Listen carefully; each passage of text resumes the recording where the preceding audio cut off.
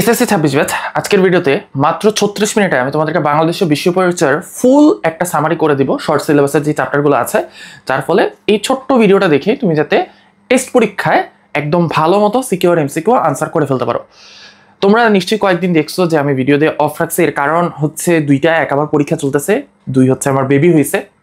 So তোমরা নিশ্চয়ই বুঝতেই পারতেছো কেন ভাইয়া হচ্ছে ভিডিও দিতে পারিনি। এনিওয়েজ, তাহলে চলো হচ্ছে আমরা স্টার্ট করি। আমি স্টার্টের শুরুতে তোমাদেরকে একটু বলে দিই, আমি রেকমেন্ড করবো তোমরা বাংলাদেশের বিশ্ব পরিচয় বইটা একটু সামনে নিয়ে বসো। 36-37 মিনিটের ভিডিও, সো একটু সামনে নিয়ে বসো, তাহলে আমার কথা রিলেট করতে তোমাদের সুবিধা হবে। এবং আমি তোমাদেরকে এই ভিডিওটা স্টার্ট করবো হচ্ছে দুইটা একদম সহজ চ্যাপ্টার দিয়ে।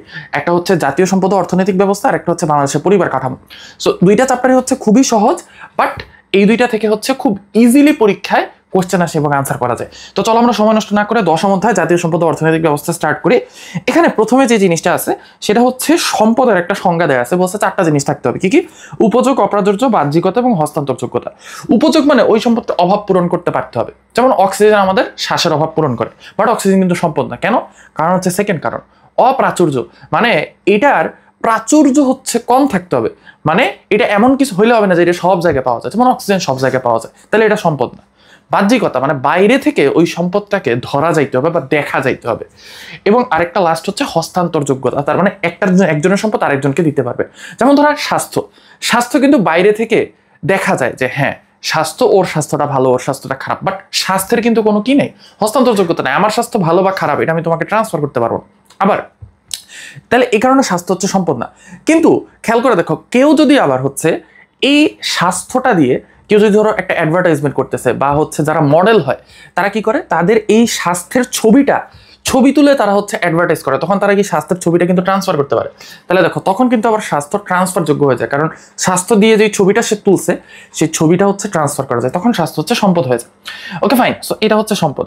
এখন আসলে সম্পদের শ্রেণী বিভাগ এখানে বলছে, জাস্ট এখানে 5টা শ্রেণীর কথা বলছে। প্রথমেই বলছে যে সম্পদকে ব্যক্তিগত বলা যায়, একান্ত ব্যক্তিগত, সমষ্টিগত, জাতীয় এবং আন্তর্জাতিক। সো ব্যক্তিগত সমষ্টিগত বুঝতেছে, আমি জাতীয় আর আন্তর্জাতিক এবং সমষ্টিগত এই কথাটা একটু বলি। দেখো সমষ্টিগত হচ্ছে ধরো তোমার এলাকার লোকজন কোন একটা এলাকাতে রাস্তা বানাচ্ছে, এটা হচ্ছে তোমার সমষ্টিগত সম্পদ, এলাকার ভেতরের রাস্তা। আর ধরো সরকার কি করতেছে, রাজপথ বানাচ্ছে, হাইওয়ে বানাচ্ছে, এটা হচ্ছে তোমার জাতীয় সম্পদ। আর আন্তর্জাতিক সম্পদ কি, যেমন ধরো মাউন্ট এভারেস্ট, এটা নেপালের থাকলেও এটা কিন্তু পুরো বিশ্বের একটা সম্পদ। সো সিম্পলি জাস্ট উদাহরণ দিয়ে আমি বোঝাই দিলাম যে কোন সম্পদটা অ্যাকচুয়ালি কি। এবার হচ্ছে আমাদের জাতীয় সম্পদের উৎস কোথায় কোথায় আছে, দুইটা, একটা হচ্ছে প্রকৃতি আর একটা হচ্ছে মানব সৃষ্ট। খুবই সিম্পল উদাহরণ দিই, প্রকৃতি কোনটা, এই যে আমাদের দেশের নদ নদী আছে, এগুলো হচ্ছে আমাদের জাতীয় সম্পদ, প্রাকৃতিক। আর মানব সৃষ্ট কোনটা, এই যে রূপপুর নিউক্লিয়ার পাওয়ার প্ল্যান্ট, তারপরে এই যে পদ্মা সেতু বানানো হয়েছে, এগুলো হচ্ছে আমাদের মানব সৃষ্ট সম্পদ। এবার আসলে জাতীয় সম্পদের সংরক্ষণ ও অপচয় রোধ, এটা তো নিশ্চয়ই বানাটানা পরীক্ষা লিখে দিতে পারবা। ব্যক্তিগত সম্পদ তুমি কেমনে সংরক্ষণ করবা, তোমার গাড়ি গার্ড দিবা, তোমার বাসায় গার্ড দিবা, তোমার বাসায় হচ্ছে বিদ্যুৎ অপচয় তুমি কম করবা, ইত্যাদি ইত্যাদি ভাবে তুমি ব্যক্তিগত সম্পদ মানে তোমার টাকা পয়সা, বাড়ি গাড়ি, এগুলো হচ্ছে করতে পারবা। সমষ্টিগত সম্পদ কিভাবে সংরক্ষণ করতে হবে এটাও আমরা মোটামুটি পারবো। এবার আসা হচ্ছে এইখানে খুবই ইম্পর্টেন্ট একটা কথা বলছে, সেটা হচ্ছে বিভিন্ন অর্থনৈতিক ব্যবস্থা। আমরা এখন পরের পার্টটাতে চলে যাব। অর্থনৈতিক ব্যবস্থার জন্য একটা টার্ম আছে, সেটা হচ্ছে উৎপাদন।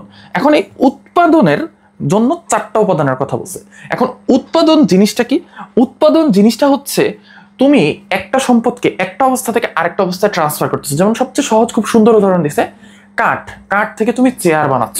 তার মানে আরো বেসিক্যালি বলতে গেলে যেই সম্পদটা কম মূল্যের তুমি সেখান থেকে আরো বেশি মূল্যের সম্পদ বানাচ্ছ, এই জিনিসটাই হচ্ছে উৎপাদন। যেমন সিম্পলি ধানের চারা থেকে আমরা চাল তৈরি করি, চালের দাম কিন্তু আরো বেশি। এবার আসো উৎপাদনের জন্য 4টা জিনিস লাগে, ভূমি, শ্রম, মূলধন এবং সংগঠন। প্রত্যেকটা জিনিস বুঝে দিই। ভূমি, তোমার কোন একটা জমির মধ্যে চাষ করতে হবে, চাষ করে হচ্ছে সেখান থেকে সম্পদ তুলতে হবে। জমির মধ্যে চাষ করার জন্য তোমাকে শ্রম দিতে হবে। এই যে তুমি শ্রম দিবা, শ্রম দেওয়ার সাথে সাথে তোমাকে কিছু শ্রমিক ভাড়া করতে হবে, কিছু জিনিস কিনতে হবে জমির জন্য, এটা হচ্ছে মূলধন। মূলধন মানে যেই টাকাটা তুমি ইনভেস্ট করতেছো। আর আরেকটা লাস্টে হচ্ছে, সেটা হচ্ছে সংগঠন। সংগঠন কি করে? সংগঠন হচ্ছে এই যে পুরো একটা জিনিস চলতেছে, তুমি জমি চাষ করতেছো, সার কিনতেছো, জমিতে দিচ্ছ, এই সব কিছু কেউ একজন কন্ট্রোল করে, সেই কন্ট্রোলিং অথরিটিটাই হচ্ছে তোমার সংগঠন। যেমন এখানে তুমিই সংগঠন, তোমার জমি তুমিই সবকিছু নিয়ন্ত্রণ করতেছো, তাহলে তুমিই সংগঠন। আবার তুমি যদি কোনো একটা কোম্পানিতে কাজ করো, তাহলে ওই কোম্পানির যে ম্যানেজার, সে হচ্ছে তোমার সংগঠন। এবার আসো, আমাদের অর্থনৈতিক কার্যাবলীর মোট 5টা স্টেপ বলছে, ভেরি মাচ ইম্পর্টেন্ট। প্রথম হচ্ছে অভাব। তোমার যদি অভাব থাকে তাহলে তুমি কাজ করবা। এই যে কাজ করবা এইটাকেই বলা হচ্ছে প্রচেষ্টা। তুমি চেষ্টা করবা, তোমার অভাবে পূরণ করার চেষ্টা করবা। এটার জন্য তুমি কি করবা, কোন একটা কিছু উৎপাদন করবা। যেমন ধরো ধান উৎপাদন করবা, ধান উৎপাদন করে তুমি কি করবা, বন্টন করবা। তুমি নিজে কিছু রাখবা আর বাকিটা বেচে দিবা, এটা হচ্ছে বন্টন। আর ভোগ, ভোগ হচ্ছে এই যে নিজে যেটা রাখছো এটা যে তুমি খাচ্ছ এটাই হচ্ছে ভোগ। তাহলে সিম্পলি আমরা এটা বুঝে ফেললাম। এবার আসা হচ্ছে আমরা চারটা খুবই গুরুত্বপূর্ণ অর্থনৈতিক ব্যবস্থা সম্পর্কে জানবো। সো ধনতান্ত্রিক, সমাজতান্ত্রিক, দেন হচ্ছে মিশ্র আর ইসলামী। এর মধ্যে সবচেয়ে বেশি আসে বাংলাদেশ কোনটার মধ্যে অবস্থিত? বাংলাদেশ হচ্ছে মিশ্র। সো প্রথমেই ধনতান্ত্রিক আর সমাজতান্ত্রিকের মধ্যে ডিফারেন্স বলি। ফার্স্টে ধনতান্ত্রিক বলি। ধনতান্ত্রিক জিনিসটা হচ্ছে এখানে সবই হচ্ছে ব্যক্তির আন্ডারে।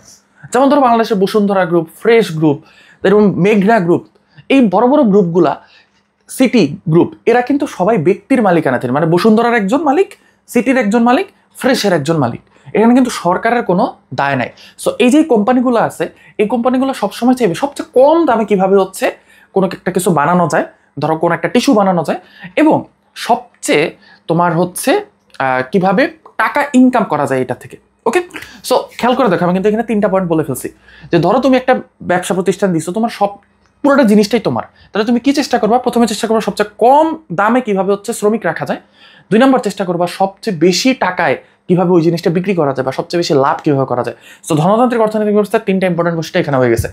সব সম্পত্তি হচ্ছে ব্যক্তির মালিকানাধীন, এবং ব্যক্তি চায় শ্রমিককে শোষণ করতে, এবং ব্যক্তি চায় সবচেয়ে বেশি মুনাফা লাভ করতে।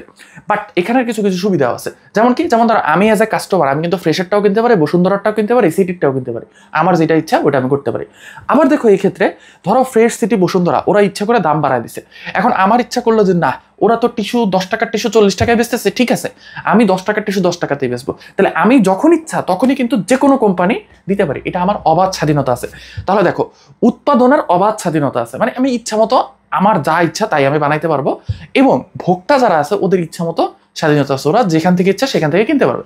এবার আমি যে 5টা বৈশিষ্ট্য বললাম, জাস্ট আমাদের যেই সমাজতান্ত্রিক অর্থনৈতিক ব্যবস্থা এটা হচ্ছে ঠিক পুরোটা উল্টা। দেখো, সমাজতান্ত্রিক অর্থনৈতিক ব্যবস্থা যেটা রাশিয়া এবং চায়নাতে চলে, সেখানে হচ্ছে ব্যক্তির কোনো মালিকানা নেই। তুমি একটা ইন্ডাস্ট্রি করছো, তোমার একটা বিশাল ইন্ডাস্ট্রি আছে, ওই ইন্ডাস্ট্রির মালিক হচ্ছে সরকার। তুমি যত কষ্ট করে ওটার পিছনে ওটারে বানাও না কেন, ওটার মালিক হচ্ছে আলটিমেটলি সরকার। তাহলে ব্যক্তি মালিকানাধীন বলতে কিছু নাই। এখন সরকার যেহেতু মালিক, সরকার কি করবে? তার নাগরিকদের সবচেয়ে বেশি সুবিধা দেওয়ার ট্রাই করবে। সো তার উদ্দেশ্য মুনাফা অর্জন না, তার উদ্দেশ্য নাগরিকদের সুবিধা দেয়, তাহলে সর্বোচ্চ মুনাফা অর্জন না। এইবার শ্রমিকও কিন্তু নাগরিক, তাহলে সরকার চেষ্টা করবে শ্রমিকের ন্যায্য মূল্য দেওয়ার জন্য। বাট এখানে সমস্যাটা কি?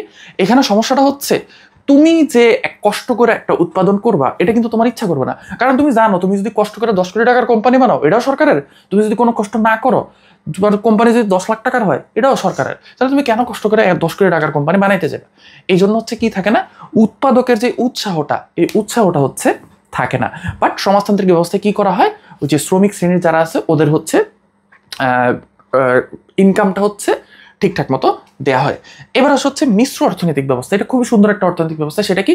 সেটা হচ্ছে তোমার বেসিক যে জিনিসগুলো আছে, ইম্পর্টেন্ট জিনিসটা দেখো, বেসিক যে জিনিস যেমন ওষুধ, চিকিৎসা, তারপর হচ্ছে তোমার খাদ্য, এই জিনিসগুলো হচ্ছে সরকারের আন্ডারে থাকে, মানে যেগুলো ছাড়া মানুষ বাঁচবেই না। আর যেগুলো হচ্ছে বিলাসী দ্রব্য, যেমন সোনা, গয়না, মোবাইল, ক্যামেরা, এই জিনিসগুলো হচ্ছে ব্যক্তি মালিকানাধীন থাকে। তার মানে ইচ্ছা মতো তুমি ওটাতে টাকা ইনকাম করো, শ্রমিক শোষণ করো, আমি কিছু দেখবো না।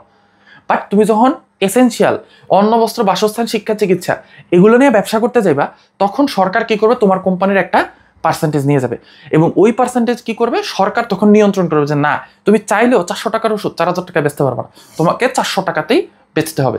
সো এটাতে কি হয়? এটা দেখো, সমাজ ধনতান্ত্রিক অর্থ ব্যবস্থার যে অসুবিধা ছিল, যে শ্রমিক শোষণ হচ্ছে, তারপরে হচ্ছে ইচ্ছামতো মুনাফা অর্জন করতেছে এক শ্রেণীর লোক, এটা কিন্তু এখানে পসিবল হয় না। আবার মালিকানাও কিন্তু সরকারের আর বেসরকারের মধ্যে ভাগাভাগি হয়েছে। আবার দেখো, এখানেও কিন্তু ভোক্তার স্বাধীনতা থাকে, ভোক্তা কিন্তু যে কোনো কোম্পানি থেকে কিনতে পারে। আবার এখানে কিন্তু হচ্ছে তোমার এই যে অবাধ উৎপাদনের যে ইচ্ছা, তুমি চাইলে তোমার যদি এরকম ইচ্ছা থাকে যে ভাই আমি 10 কোটি টাকার কোম্পানি বানাবো, বানাও, তুমি স্বর্ণ গয়নার কোম্পানি বানাও, তুমি মোবাইলের কোম্পানি বানাও। বাট তুমি যখন হচ্ছে এই এসেনশিয়াল দ্রব্যাদির কোম্পানি বানাইতে যাবো, তখন তোমাকে সরকারকে কি করতে হবে? গুরুত্বপূর্ণ জিনিসগুলো হচ্ছে তোমার সরকারের নিয়ম মেনে চলতে হবে। ওকে, সো মিশ্র অর্থনৈতিক ব্যবস্থার বেসিক জিনিস হচ্ছে তোমার বেসিক নিডের জিনিসগুলা সরকার ঠিক করে দেবে। এবার আসলে ইসলামী অর্থনৈতিক ব্যবস্থা। ইসলামী অর্থনৈতিক ব্যবস্থা অনেকটা ব্যক্তি মালিকানাধীন অর্থনৈতিক ব্যবস্থার মতোই, মানে ধনতান্ত্রিক অর্থনৈতিক ব্যবস্থা যা, ইসলামী অর্থনৈতিক ব্যবস্থা হুবহু তা। বাট ইসলামের অর্থনৈতিক ব্যবস্থায় একটা ক্যাচ আছে, সেটা হচ্ছে জাকাত। প্রতিটা মানুষের ইনকামের 2.5% হচ্ছে তোমাকে সরকারকে জাকাত হিসেবে দিতে হবে। এইটা হচ্ছে ইসলামী অর্থনৈতিক ব্যবস্থার একটা গুরুত্বপূর্ণ বৈশিষ্ট্য, এবং এই জাকাত হচ্ছে সমাজের যারা গরিব শ্রেণীর মানুষ আছে তাদের মধ্যে বিতরণ করা হবে। এটাই হচ্ছে ইসলামী অর্থনৈতিক ব্যবস্থার স্পেশাল বৈশিষ্ট্য। তার সাথে তো কুরআন হাদিসে হচ্ছে বলাই আছে যে শ্রমিক শোষণ করা যাবে না, তারপর হচ্ছে ইচ্ছা মতো হচ্ছে অনেক বেশি পরিমাণে মানে একদম মানে অত্যাচার হয়ে যায় এরকম লাভ করা যাবে না। বাট তুমি ইসলামী অর্থনৈতিক ব্যবস্থা চাইলে এই জিনিসগুলো করতে পারো, তোমাকে আইন দিয়ে হচ্ছে ধরতে পারবে না। সো এই হচ্ছে আমাদের জিনিসপত্র মোটামুটি অর্থনৈতিক ব্যবস্থা। এখন আসবে হচ্ছে বাংলাদেশের অর্থনৈতিক ব্যবস্থার বৈশিষ্ট্য, হুবহু মিশ্র অর্থনৈতিক ব্যবস্থা যা, এটাই বাংলাদেশের অর্থনৈতিক ব্যবস্থার বৈশিষ্ট্য, কিন্তু খুবই আসে। ওকে, সো আমাদের অর্থনৈতিক ব্যবস্থা শেষ। এবার আমরা চলে আসবো হচ্ছে আমাদের যে পরের চ্যাপ্টার, সেটা হচ্ছে পরিবার কাঠামো। দেখো, পরিবারের কাঠামো চ্যাপ্টারটাতে প্রথমে তোমার পরিবারের সংজ্ঞা আসবে। পরিবারের সংজ্ঞার ক্ষেত্রে তোমাকে যেটা বলতে হবে, পরিবার হচ্ছে সমাজ কাঠামোর মূল সংগঠন বা মৌল সংগঠন। মৌলিক পদার্থ আছে না, ওই মৌলিক জিনিসটা হচ্ছে পরিবার। এবং পরিবারের আরো একটা সংজ্ঞা আছে, সেটা হচ্ছে পরিবার হচ্ছে মানুষের দলবদ্ধ জীবনযাপনের একটা প্রতিষ্ঠান। তার মানে একটা পুরুষ এবং একটা স্ত্রী মিলে একটা পরিবার গঠন করে। তাহলে দুইটা সংজ্ঞা তুমি দিতে পারো, একটা হচ্ছে পরিবার হচ্ছে সমাজ কাঠামোর মৌল সংগঠন, এবং আরেকটা হচ্ছে তোমার পরিবার হচ্ছে মানুষের দলবদ্ধ জীবনযাপনের একটা প্রতিষ্ঠান। মানুষ যখন একা একা বাস না করে একটা দলের সাথে বাস করতে চায়, তখন একটা ছেলে ছেলে দল না বানায় কি করে, একটা ছেলে আর একটা মেয়ে দল বানায়। এটাই হচ্ছে পরিবার, সিম্পল। এবং গোষ্ঠী জীবনের প্রথম ধাপ হচ্ছে পরিবার। তুমি যদি সমাজে থাকতে চাও, তোমার বেসিক জিনিস হচ্ছে তোমাকে ইনশাল্লাহ একটা পরিবার বানাইতে হবে। এটাই হচ্ছে পরিবার। এবার আসো পরিবারের প্রকারভেদ, খুবই ইজি। যেমন স্বামী স্ত্রীর সংখ্যার ভিত্তিতে, একটা স্বামী একটা স্ত্রী, এটা হচ্ছে ম্যাক্সিমাম ক্ষেত্রে, বা একটা স্বামী একাধিক স্ত্রী, এটাও ইসলামী পরিবারগুলোর ক্ষেত্রে সত্য। বাট একটা স্ত্রী অনেকগুলো স্বামী, এটা খুব স্পেশালি হচ্ছে মাত্র 2টা জায়গায় দেখা যায়। এটা খুবই ইম্পর্টেন্ট। সেটা হচ্ছে তিব্বতে এবং দক্ষিণ ভারতের মালাগড় অঞ্চলের টোড়াদের মধ্যে। এটা খুবই ইম্পর্টেন্ট একটা ইনফরমেশন, যে একটা নারী একাধিক পুরুষ। এবার আসো কর্তৃত্ব। কর্তৃত্ব হচ্ছে হইলে বাবা প্রধান, তাহলে পিতৃতান্ত্রিক, মা প্রধান হলে মাতৃতান্ত্রিক। তার মানে পরিবারের সিদ্ধান্ত কে গ্রহণ করে সেটার উপরে হচ্ছে কর্তৃত্ব। এবার আসো হচ্ছে আকার। আকারের ভিত্তিতে হচ্ছে 3 ধরনের।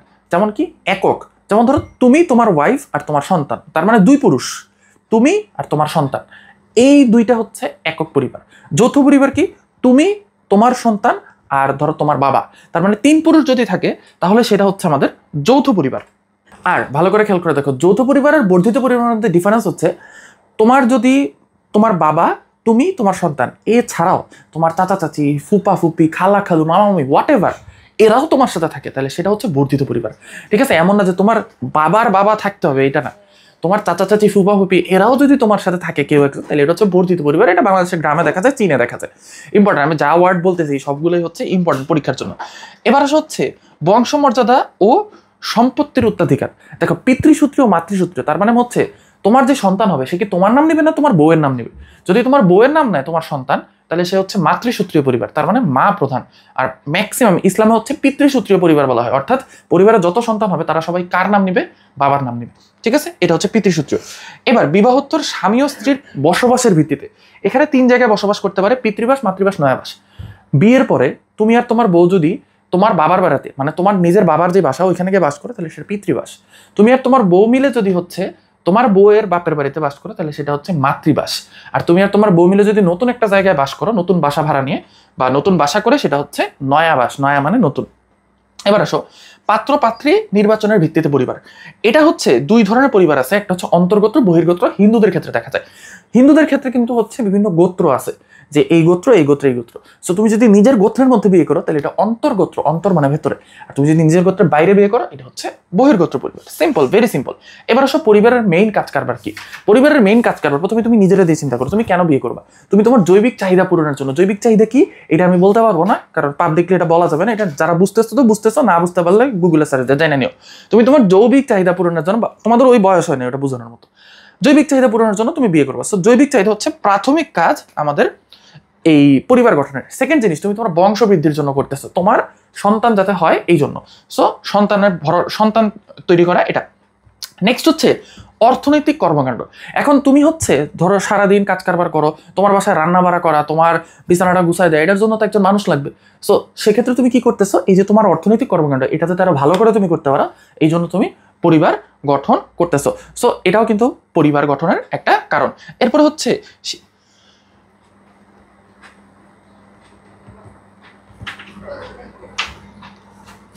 এবার আসা হচ্ছে পরিবার মানুষ কেন গঠন করে।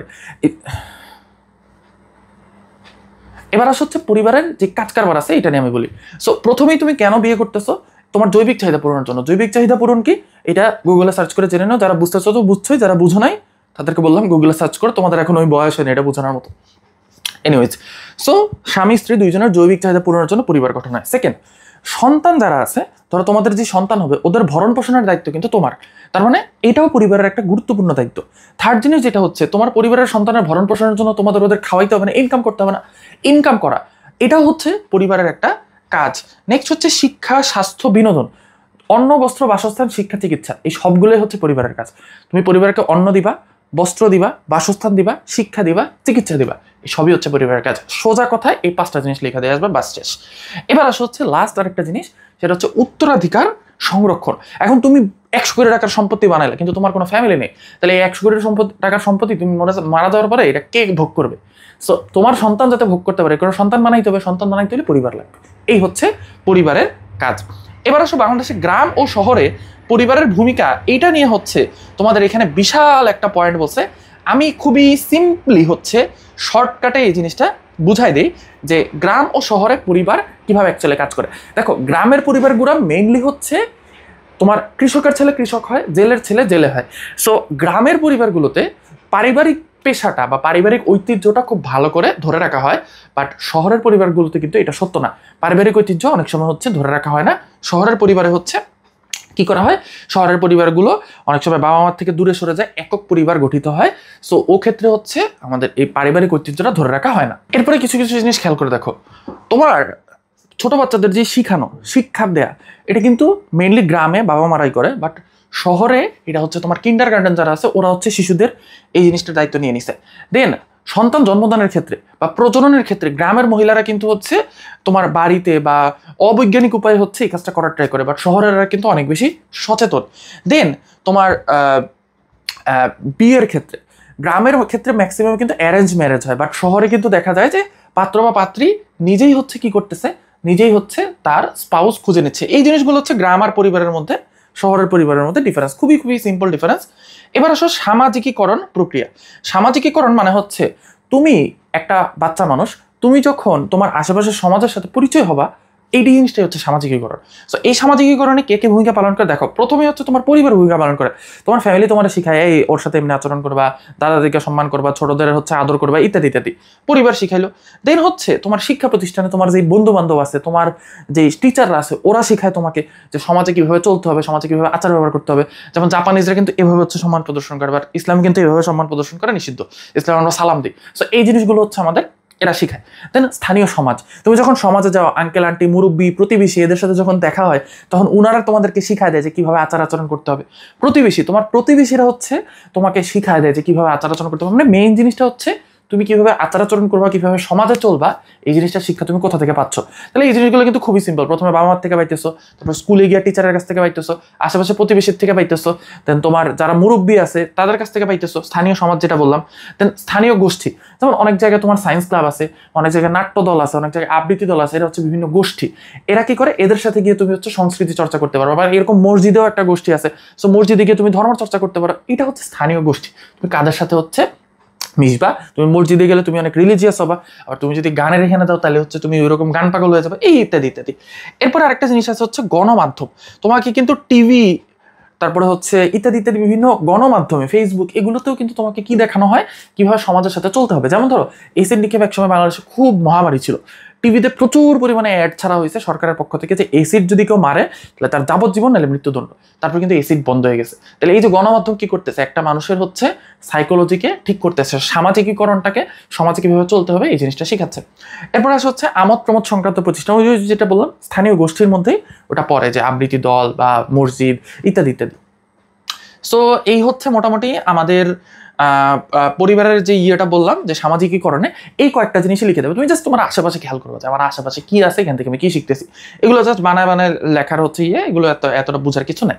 ঠিক আছে, ওকে। সো এখন আমরা মোস্ট ইম্পর্টেন্ট চ্যাপ্টারে চলে যাবো, সেটা হচ্ছে সৌরজগৎ ও ভূমণ্ডল। ফার্স্ট টাইমে তোমাদেরকে চ্যাপ্টার 3 এর কি কি কোশ্চেন ইম্পর্টেন্ট সেটা একটু বলে দিই। বৃহস্পতি, শুক্র এই দুইটা গ্রহের ব্যাখ্যা হচ্ছে পরীক্ষায় আসে। মঙ্গল গ্রহে জীব বসবাস করতে পারবে কিনা, পৃথিবীর কি কি বৈশিষ্ট্য আছে, এটা সবচেয়ে বেশি আসে পৃথিবীর বৈশিষ্ট্য, যেহেতু আমরা এখানে থাকি। এরপরে হচ্ছে সবচেয়ে বেশি যে জিনিসগুলো আসে, পৃথিবীর হচ্ছে গ্রহে কেন জীব বসবাস করে, পৃথিবীর বায়ুমণ্ডলের বৈশিষ্ট্য কি, দুইটা স্থানের মধ্যে সময়ের পার্থক্য কেন হয়, তারপরে নিরক্ষরেখা কি, তারপরে স্থানীয় সময় প্রমাণ সময় এগুলো নির্ণয় করা, তারপরে হচ্ছে আহ্নিক গতি বার্ষিক গতি, দিনের দিবারাত্রির হ্রাস বৃদ্ধি কেন হয়, কোথাও দিন কেন বড় হয় দিন কেন ছোট হয়, ঋতু পরিবর্তন কিভাবে হয়, তারপরে জোয়ার ভাটা, আর হচ্ছে মানবের অর্থনৈতিক জীবনে জোয়ার ভাটার প্রভাব। তো আমি বেসিক্যালি হচ্ছে একদম ইজিলি বলে দিলাম কোন কোন জিনিসগুলো সবচেয়ে বেশি ইম্পর্টেন্ট, এই প্রত্যেকটা জিনিস আমি বলে যাবো। সো কেউ যদি মিস করে থাকো কোনো সমস্যা নেই, তুমি হচ্ছে এখন কাভার করে নিতে পারবা। প্রথমেই আসে হচ্ছে আমি শুরু থেকে শুরু করি, পরিচ্ছেদ 3.1 সৌরজগৎ। এখানে সূর্যের বিভিন্ন ব্যাখ্যা দেয়া আছে, এটা তুমি পড়বা এমসিকিউর জন্য, বাট সিকিউতে এটা আসে না। দেন গ্রহগুলোর মধ্যে শুক্র, মঙ্গল এবং পৃথিবী, এই তিনটা হচ্ছে সবচেয়ে বেশি আসে, সরি বৃহস্পতি, মঙ্গল এবং পৃথিবী। সো এই তিনটা জিনিস তুমি হচ্ছে এখান থেকে পড়ে নেবা। সো আমি আর এটা যেহেতু বোঝানোর মতো কিছু নাই এখানে, আমি আর কিছু বললাম না। আর সবচেয়ে দূরের গ্রহ যেটা, সবচেয়ে দূরের গ্রহ হচ্ছে নেপচুন, এটা মনে রাখবা। সবচেয়ে কাছের গ্রহ যেটা সেটা হচ্ছে বুধ। এই এমসিকিউ গুলো মনে রাখবা। পৃথিবীতে কেন জীব বসবাস করতে পারে, পৃথিবীতে বায়ুমণ্ডল আছে এই জন্য জীব বসবাস করতে পারে। দুই হচ্ছে পৃথিবীর গড় তাপমাত্রা অনেক কম, এই জন্য হচ্ছে পৃথিবীর মানুষ বসবাস করতে পারে। ঠিক আছে, এই দুইটা হচ্ছে মেইন জিনিস, বাদ বাকি জিনিস তুমি না দিলেও প্যারা নেই। এবার আসে হচ্ছে পৃথিবীর যে বায়ুমণ্ডল আছে, এই বায়ুমণ্ডলের ছবিটা আমি তোমাদেরকে জাস্ট একটু দেখাই দিই। এই যে এই জায়গায় একটু ভালো করে দেখো, এটা হচ্ছে পৃথিবী, পৃথিবীর উপরে ট্রপোমণ্ডল, তার উপর স্ট্রাটোমণ্ডল, তার উপর মেসোমণ্ডল, তারপর তাপমণ্ডল, তারপর এক্সোমণ্ডল। সো আমরা থাকি এই ট্রপোমণ্ডলে, এবং যত ঝড় বৃষ্টি দুনিয়ার যা কিছু আছে সব হচ্ছে ট্রপোমণ্ডলে হয়। এই স্ট্রাটোমণ্ডল দিয়ে হচ্ছে বিমান চলাচল করে, এগুলোর দূরত্ব দেওয়া আছে, তোমরা ইচ্ছা করলে পড়বা, না ইচ্ছা করলে প্যারা নাই। এই স্ট্রাটোমণ্ডলের মধ্যে থাকে ওজোন গ্যাস, যেটা হচ্ছে আমাদের সূর্যের অতিবেগুনি রশ্মি থেকে হচ্ছে রক্ষা করে। ঠিক আছে, সো এটা হচ্ছে আমাদের বায়ুমণ্ডলের ইম্পর্টেন্স এবং বায়ুমণ্ডলের পার্টগুলা। এরপরে হচ্ছে তোমার ভূ অভ্যন্তরের গঠন দেওয়া আছে, মানে পৃথিবীর ভিতরের গঠন। এটা সিকিউতে খুব বেশি আসে না, বাট এমসিকিউর জন্য এটা তোমাদেরকে পড়তে হবে। এবার আসো আমরা আসল পড়ায় চলে আসি, অক্ষরেখা, নিরক্ষরেখা, দ্রাঘিমা ইত্যাদি ইত্যাদি কি, এই জিনিসটা চলো আমরা একটু দেখবো এখন। এবার মাত্র 3 মিনিটে আমি তোমাদেরকে অক্ষরেখা, নিরক্ষরেখা, হোয়াট এভার যা কিছু আছে, সময়ের পরিবর্তন সবকিছু ইনশাল্লাহ বুঝাই দেবো। চলো, খুবই সিম্পল। তুমি পৃথিবীকে কি করতে চাও, উপরে নিচে সমান দুই ভাগে ভাগ করতে চাও, তাহলে মাঝখান দিয়ে একটা রেখা টানবা না, এই রেখাটাই হচ্ছে ইকুয়েটর বা বিষুব রেখা বা নিরক্ষরেখা, খুবই সিম্পল। আর তুমি যদি পৃথিবীকে ডানে বামে সমান দুই ভাগে ভাগ করতে চাও, তাহলে উপর থেকে নিচে একটা রেখা টানতে হবে না, এই রেখাটাই হচ্ছে মূল মধ্যরেখা। ঠিক আছে, যেহেতু মাঝখানে থাকে কারণ মূল মধ্যরেখা। আর এই রেখাটা গেছে হচ্ছে গ্রিনিচ মান মন্দিরের উপর দিয়ে। ঠিক আছে, লন্ডনের একটা গবেষণাগার, সেটাকে বলা হয় মান মন্দির, এবং সেটা গ্রিনিচে অবস্থিত। সো ওই ওটার নাম হচ্ছে গ্রিনিচ মান মন্দির। সো এই যে আমাদের এই মূল মধ্যরেখা, এই মূল মধ্যরেখার ডানে কোনো কিছু থাকলে সেটাকে আমরা বলি পূর্ব দ্রাঘিমা রেখা। ওকে, আর বামে যদি কোনো কিছু থাকে তাহলে সেটাকে আমরা বলি পশ্চিম দ্রাঘিমা রেখা। যেমন জাপান হচ্ছে এই ডান দিকে অবস্থিত, আর বাম দিকে হচ্ছে তোমার আমেরিকা এর অবস্থিত। ঠিক আছে, ওকে। এবার আসা হচ্ছে এই অক্ষরেখার কোণ কিভাবে হচ্ছে নির্ণয় করা। তুমি এখানে দেখতেছো এখানে 0 লেখা আছে, তার মানে এটা 0 ডিগ্রি অক্ষরেখা, আর এখানে 30 লেখা আছে, তার মানে এটা 30 ডিগ্রি অক্ষরেখা। এখন ঘটনাটা আসলে কোথায়, এখন তুমি একটা জিনিস খেয়াল করে দেখো। ধরো পৃথিবীকে তুমি সমান দুই ভাগে ভাগ করে ফেলছো, ধরো এইটা হচ্ছে পৃথিবী। ঠিক আছে, এই পৃথিবীকে আমি সমান দুই ভাগে এবং ভাগ করে ফেললাম মাঝখান দিয়ে, তার মানে এ পাশে একটা কমলা, এ পাশে একটা কমলা। চলো কমলার ডামি দিয়ে তোমাদেরকে দেখাই। এবার দেখো, এটা হচ্ছে পৃথিবী, এই যে অক্ষরেখা বরাবর আমরা দুই ভাগে ভাগ করে ফেললাম। ঠিক আছে, উত্তরে আর দক্ষিণে, উপরের দিকে উত্তর, উপর, তাহলে উপরের দিকে উত্তর আর নিচের দিকে হচ্ছে দক্ষিণ। এখন এই যে কমলা লেবুটা আমি ভাগ করে ফেলছি, এই রেখাটা হচ্ছে আমাদের অক্ষরেখা বা নিরক্ষরেখা বা হচ্ছে বিষুব রেখা, হোয়াট এভার, তুমি এটা অনেকগুলো নামের বলতে পারো। এখন এখানে খেয়াল করে দেখো তো, আমি যদি এখান থেকে কেন্দ্র, এই যে এটা হচ্ছে পৃথিবীর কেন্দ্র, ঠিক আছে, এটা হচ্ছে পৃথিবীর কেন্দ্র, কেন্দ্র থেকে যদি আমি এই বরাবর একটা দাগ টানি, মানে কেন্দ্র থেকে আমি অক্ষরেখা বরাবর দাগ টানতেছি, কেন্দ্র থেকে অক্ষরেখা বরাবর দাগ টানতেছি, তাহলে কোণের মান কত হবে? 0 ডিগ্রি, কারণ একদম মাটির সাথে লেগে আছে। এবার ধরো এই এই পৃথিবীটার ধরো হচ্ছে এই উপরের দিকে কোনো একটা জায়গা আছে, ধরো সাপোজ এইখানে একটা জায়গা আছে। ঠিক আছে, এই যে এইখানে একটা জায়গা। এখন আমি কি করতে চাই, আমি কেন্দ্র থেকে হচ্ছে এই জায়গা বরাবর একটা দাগ টানতে চাই। তাহলে কেন্দ্র থেকে যদি আমি এই জায়গা বরাবর একটা দাগ টানি, তাহলে এই দাগটাই যে কেন্দ্র থেকে, কেন্দ্রটা হচ্ছে এটা, এখান থেকে আমি যদি এই জায়গা বরাবর একটা দাগ টানি, তাহলে সেটা কি এরকম হবে না? এবং সেটা যদি এরকম হয়, তাহলে সেটা আমার নিরক্ষরেখার সাথে, এই যে নিরক্ষরেখা, তো এই যে এখানে দেখো আমার আঙুল যে নড়তেছে, নিরক্ষরেখা, কিন্তু তাহলে নিরক্ষরেখার সাথে এটা একটা কোণ তৈরি করবে না? এইটাই হচ্ছে তোমার এইখানে এই যে এই 30 ডিগ্রি এরকম বলা হয়েছে, যে এটা পৃথিবীর কেন্দ্র থেকে হচ্ছে 30 ডিগ্রি কোণে অবস্থিত। এবং তোমাদেরকে আমি যদি এই ছবিটা দেখে, এই যে দেখো কেন্দ্র থেকে এই যে 30 ডিগ্রি, কেন্দ্র থেকে এই যে 90 ডিগ্রি। ঠিক আছে, সো তাহলে সর্বোচ্চ অক্ষরেখা কোনটা? 90 ডিগ্রি। এই যে হায়েস্ট অক্ষরেখা 90 ডিগ্রি পর্যন্ত যাইতে পারে, তার মানে হায়েস্ট হচ্ছে এরকম সোজা কোণ হইতে পারে, রাইট? খুবই সিম্পল। আর দ্রাঘিমা রেখা হায়েস্ট কতটুকু হইতে পারে? তুমি খেয়াল করে দেখো, একটা পৃথিবীকে তুমি এখান থেকে শুরু করে পিছন পর্যন্ত নিয়ে যাবা, এখান থেকে স্টার্ট করে একদম পিছন পর্যন্ত যাইতে পারো। এটাকে টোটাল 180টা ভাগে ভাগ করা হয়েছে। এখান থেকে এদিকে 180টা ভাগ, এখান থেকে এদিকে 180টা ভাগ, তার মানে টোটাল 360টা ভাগে হচ্ছে আমাদের দ্রাঘিমা রেখাকে ভাগ করা হয়েছে। ওকে, তাহলে অক্ষরেখার দ্রাঘিমা রেখা আমরা বুঝলাম। অক্ষরেখা হচ্ছে এই যে এই বরাবর যে রেখাগুলো টানা হয়, এই যে পৃথিবীকে উত্তর দক্ষিণে ভাগ করার জন্য এগুলো অক্ষরেখার, দ্রাঘিমা রেখা হচ্ছে পূর্ব পশ্চিমে ভাগ করার জন্য যেগুলো টানা হয়। এবার হচ্ছে সময়ের ডিফারেন্স। দেখো, গ্রিনিচ মানমন্দিরের উপর দিয়ে যে রেখাটা গেছে, এই রেখাতে হচ্ছে সময়টা একদম পারফেক্ট সময়। এখন যদি গ্রিনিচ মানমন্দিরের ডান দিকে, তার মানে ডান দিকে মানে পূর্ব দিকে, যদি গ্রিনিচ মানমন্দিরের পূর্ব দিকে 1 ডিগ্রি যায় তাহলে হচ্ছে 4 মিনিট ডিফারেন্স। আর যদি গ্রিনিচ মানমন্দিরের ডান দিকে 1 মিনিট যায়, দেখো এই যে এটাকে মজার ব্যাপার হচ্ছে ডিগ্রি কোণকে 60 ভাগে ভাগ করলে 1 মিনিট পাওয়া যায়। এটা কিন্তু সময় না, ডিগ্রি একটা কোণ, 90 ডিগ্রি, 10 ডিগ্রি, 1 ডিগ্রি কিন্তু বুঝো। সো সেই 1 ডিগ্রি কোণকে যদি তুমি 60 ভাগে ভাগ করো তাহলে 1 মিনিট পাওয়া যায়। মিনিটটা একটা কোণ, ঠিক আছে? 1 মিনিট কোণ মানে হচ্ছে 1/60 ডিগ্রি, সরি 1 ডিগ্রি বাই 60, ঠিক আছে? আচ্ছা, এই জিনিসটা আমরা বুঝছি। সো খেয়াল করে, খুব ভালো করে খেয়াল করবা, তুমি যদি এখান থেকে মাঝখান থেকে ডান দিকে 1 ডিগ্রি যাও বা পূর্ব দিকে 1 ডিগ্রি যাও, তার মানে হচ্ছে তোমার সময় 4 মিনিট বেশি হবে। তুমি যদি মাঝখান থেকে ডান দিকে 1 মিনিট যাও, মানে 1 ডিগ্রির 60 ভাগের 1 ভাগ, তাহলে তোমার সময় 4 সেকেন্ড বেশি হবে। এবার তুমি যদি মাঝখান থেকে বাম দিকে 1 ডিগ্রি যাও, তাহলে তোমার সময় 4 ডিগ্রি কম হবে, সরি 4 মিনিট কম হবে। আর তুমি যদি এখান থেকে বাম দিকে 1 মিনিট যাও, তাহলে তোমার সময় কতটুকু হবে? 4 সেকেন্ড কম, ঠিক আছে? তাহলে মাঝখান থেকে ডান দিকে গেলে সময় বাড়ে, মাঝখান থেকে বাম দিকে গেলে সময় হচ্ছে কমে, ঠিক আছে? ওকে, সো এই জিনিসটা আমরা বুঝে ফেললাম। তাহলে আমাদের বেসিক যে জিনিসটা, সময় কিভাবে আমরা নির্ণয় করব, এই জিনিসটা আমরা বুঝে ফেলছি। এবার আসা হচ্ছে প্রতিবাদ স্থান আন্তর্জাতিক তারিখ রেখা, এটা আমরা পৃথিবীতে বুঝবো। প্রতিবাদ মানে হচ্ছে বিপরীত, তার মানে ধরো এই জায়গায় হচ্ছে ঢাকা বা বাংলাদেশ, এখন আমি এদিক দিয়ে একটা রেখা ঢুকাই দিলাম বা একটা লাইন ঢুকাই দিলাম, এটা পৃথিবীর কেন্দ্র দিয়ে আমি কি করব, ঢুকায়া আমি পৃথিবীর আরেক সাইড দিয়ে বাইর করব, ঠিক আছে? তাহলে দেখো এদিক দিয়ে ঢুকাইছি, পৃথিবীর কেন্দ্র দিয়া আমি কি করছি, আরেক সাইড দিয়ে বাইর করছি। তাহলে এই যে ঢাকা, ঢাকার একদম এক্সাক্ট উল্টা দিকে যে জায়গাটা আছে, এটা হচ্ছে তার প্রতিবাদ স্থান, ঠিক আছে? ওকে, সো ঢাকার যে প্রতিবাদ স্থান, এটা হচ্ছে দক্ষিণ আমেরিকার চিলিতে অবস্থিত। ওই যে আর্জেন্টিনা যারা হারায় কোপা আমেরিকা জিতছিল না, সেই চিলির মধ্যে হচ্ছে অবস্থিত।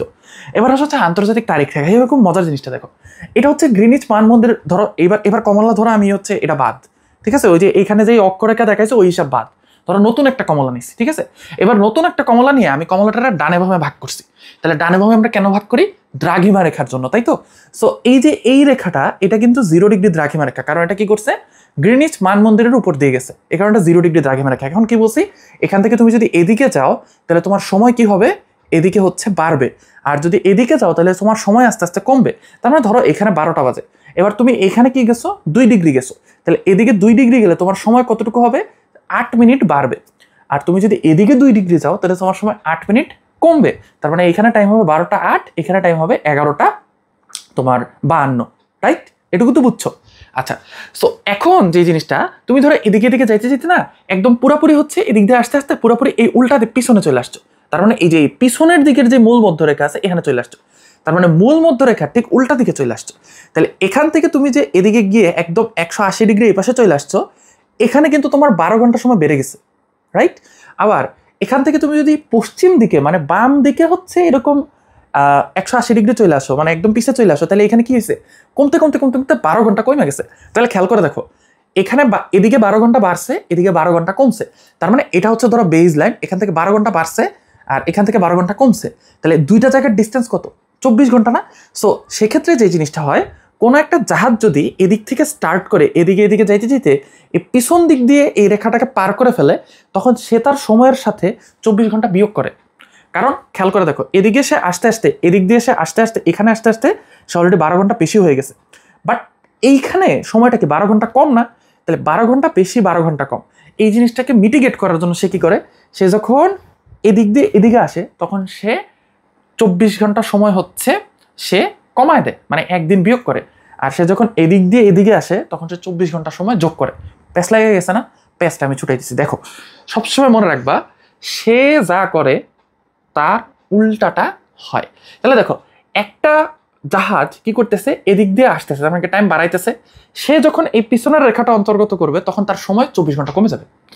আর আরেকটা জাহাজ যখন এই পাশে আসতেছে তখন তার টাইম কমতেছে না, কিন্তু সে যখন এই পিছনের রেখাটা অতিক্রম করবে তার টাইম হচ্ছে বেড়ে যাবে। কতটুকু টাইম বাড়বে? একদিন। এবার এই যে মূল মধ্যরেখার একদম পিছনে উল্টা দিকে যে রেখাটা আছে না, এটাকে বলা হয় আন্তর্জাতিক সময়ের রেখা বা আন্তর্জাতিক তারিখ রেখা। ঠিক আছে, এই আন্তর্জাতিক তারিখ রেখাটা ক্রস করলে কি করতে হয়? 1 ঘন্টা টাইম বিয়োগ, সরি 1 দিন টাইম বিয়োগ করতে হয়, বা 1 দিন টাইম হচ্ছে যোগ করতে হয়। প্রতিবাদ স্থানের একটা কথা বলতে ভাইয়া ভুলে গেছি, সেটা হচ্ছে ধরো কোনো একটা স্থান হচ্ছে এই মূল মধ্যরেখা থেকে বা মূল দ্রাঘিমা রেখা যেটা আছে, এই দ্রাঘিমা রেখা থেকে হচ্ছে ধরো 40 ডিগ্রি পূর্বে, তাহলে এটার প্রতিবাদ স্থান হবে 180 ডিগ্রি মাইনাস 40 এবং পশ্চিম দিকে। তার মানে কোনো একটা স্থানের দ্রাঘিমা রেখা যদি পূর্বে থাকে তাহলে সেটার প্রতিবাদ স্থানের দ্রাঘিমা রেখা থাকবে পশ্চিমে, এবং সেটা বের করার উপায় কি? ওই স্থানের দ্রাঘিমা রেখা যত ডিগ্রি 180 থেকে জাস্ট ওইটা বিয়োগ করে দিবা, বিয়োগ করে দিলে যা আসবে সেটাই হচ্ছে তার প্রতিবাদ স্থানের দ্রাঘিমা রেখা। এবার আসো খুবই ইম্পর্টেন্ট দুইটা কোশ্চেন, যেটা পরীক্ষা ইনশাল্লাহ আসবেই, আহ্নিক গতি, বার্ষিক গতি, ঋতু পরিবর্তন, আর হচ্ছে দিনের দৈর্ঘ্য পরিবর্তন। এখন ঋতু পরিবর্তন আর দিনের দৈর্ঘ্য পরিবর্তন দুইটা একই জিনিস, দুইটার আনসার একই, সেটা আমি বলে দিচ্ছি কিভাবে, এবং ছবিও একই আঁকতে হবে। আগে বলে নিই আহ্নিক গতি কি বার্ষিক গতি কি। দেখো দুনিয়া কি করে, দুনিয়া হচ্ছে নিজেই নিজের অক্ষে এমনি ঘুরে, মানে নিজেই এমনি ঘুরে। ঠিক আছে, পৃথিবী নিজেই হচ্ছে এমনি ঘুরে, ঠিক আছে, লাটিমের মতো ঘুরে। এটা হচ্ছে আহ্নিক গতি, মানে পৃথিবী নিজেই 24 ঘন্টায় নিজে একবার পুরো একটা পাক দেয়, এটা হচ্ছে আহ্নিক গতি। আর এটা হচ্ছে ধরো সূর্য, সূর্যের চারদিকে পৃথিবী 365 দিনে একবার ঘুরে আসে, এই জিনিসটা হচ্ছে বার্ষিক গতি। ক্লিয়ার? তাহলে আহ্নিক গতি হচ্ছে পৃথিবী নিজের অক্ষে, এই যে এটা হচ্ছে ধরো পৃথিবীর অক্ষ, অক্ষ মানে যারা কেন্দ্র করে ঘুরে, তাহলে পৃথিবী কি করে নিজেই নিজের কেন্দ্র করে হচ্ছে এরকম লাটিমের মতো ঘুরতে থাকে, এটা হচ্ছে আহ্নিক গতি। এবং 23 ঘন্টা একটা সামথিং টাইম আছে, ওই ঘন্টাতে হচ্ছে 23 ঘন্টা 56 মিনিট 4 সেকেন্ড বছর হলে, আমার এক্স্যাক্টলি খেয়াল নাই, ওইটা হচ্ছে পৃথিবীর আহ্নিক গতি। আর পৃথিবী কি করে, ধরো এটা সূর্য, সূর্যের চারদিকে হচ্ছে 1 বছরে ঘুরে আসে, এটা হচ্ছে পৃথিবীর বার্ষিক গতি। এবার আসো দিনে রাতের হ্রাস বৃদ্ধি। মজার ব্যাপার হচ্ছে পৃথিবী কিন্তু এই যে দেখো, পৃথিবীকে আমরা উত্তরে ভাগ করছি, দক্ষিণে ভাগ করছি, তার মানে মনে এটা হওয়ার কথা না, এটা যদি সূর্য হয় তাহলে পৃথিবী কি করে, আচ্ছা ধরো এটা আমার সূর্য, ঠিক আছে, এটা হচ্ছে সূর্য, তাহলে পৃথিবীকে মনে করার কথা না যে পৃথিবী একদম এই মাঝ বরাবর হচ্ছে এভাবে থেকে তারপরে সূর্যকে ঘোরে না, কিন্তু পৃথিবী কিন্তু এইভাবে সোজা থেকে সূর্যকে ঘোরে না। পৃথিবী কি করে, পৃথিবী একটু বাঁকা হয়ে সূর্যকে ঘোরে। ঠিক আছে, এই যে এই দেখছো আমার যে অক্ষরেখা, এটা কিন্তু বাঁকা হয়ে গেছে, এবং কতটুকু বাঁকা হয়েছে, 23.5 ডিগ্রি বাঁকা হয়েছে। ওই যে তোমাদেরকে কর্কট ক্রান্তি রেখা বুঝাইছে না, সেই কর্কট ক্রান্তি রেখার ইম্পর্টেন্সটা এইখানে, যে পৃথিবী কি হয়েছে, পৃথিবী 23 ডিগ্রি বাঁকা হয়ে হচ্ছে ঘুরতেছে। ঠিক আছে, 23 ডিগ্রি বাঁকা হয়, তার মানে এটা যদি সূর্য হয়, সূর্যের আলোটা সরাসরি পৃথিবীর 0 ডিগ্রিতে পড়বে না 23 ডিগ্রিতে, সূর্যের আলোটা সরাসরি যদি যায় তাহলে সেটা পৃথিবীর 23 ডিগ্রির মধ্যে পড়বে। ঠিক আছে, সো সূর্য থেকে পৃথিবী কি করে, 23 ডিগ্রি হেলে হচ্ছে ঘোরে। পৃথিবী এমনে ঘোরে না, একদম 0 ডিগ্রিতে ঘোরে না, পৃথিবী কি করে 23 ডিগ্রি হেলে ঘোরে, এবং এটার জন্যই হচ্ছে আমাদের দীর্ঘতম রাত আর দীর্ঘতম দিন হয়। কিভাবে খেয়াল করে দেখো, এটা হচ্ছে উত্তর গোলার্ধ, তাই না, উত্তর গোলার্ধ মানে উত্তর দিকের যে অংশটা, এটা উত্তর গোলার্ধ, আর এটা হচ্ছে দক্ষিণ গোলার্ধ, গোল অর্ধ মানে গোলের অর্ধেক, তারপরে এটা হচ্ছে উত্তর দিকের গোলের অর্ধেক, এটা হচ্ছে নিচের দিকে দক্ষিণ দিকের গোলের অর্ধেক। এখন দেখো যখন 21 জুন, ডেট দুইটা মনে রাখো, জাস্ট 21 জুন আর 22 ডিসেম্বর, দুইটা মনে রাখলে ইনশাল্লাহ হবে। 21 জুন কি করে, এটা হচ্ছে সূর্য এবং উত্তর গোলার্ধ পুরোপুরি হচ্ছে কি করতেছে, পৃথিবী, এটা হচ্ছে সূর্য এবং উত্তর গোলার্ধ হচ্ছে সরাসরি সূর্যের তাপটা পায়। ঠিক আছে, তাহলে উত্তর গোলার্ধে হচ্ছে 21 জুনে সরাসরি সূর্য তাপ দেয়, তাহলে দিন বড় হবে না ছোট হবে? সূর্য যদি সরাসরি তাপ দেয় তাহলে দিন বড় হবে। এবার দেখো 22 ডিসেম্বর হচ্ছে 21 জুনের ঠিক হচ্ছে উল্টা। ঠিক আছে, 21 জুন থেকে 22 ডিসেম্বর কিন্তু 6 মাস।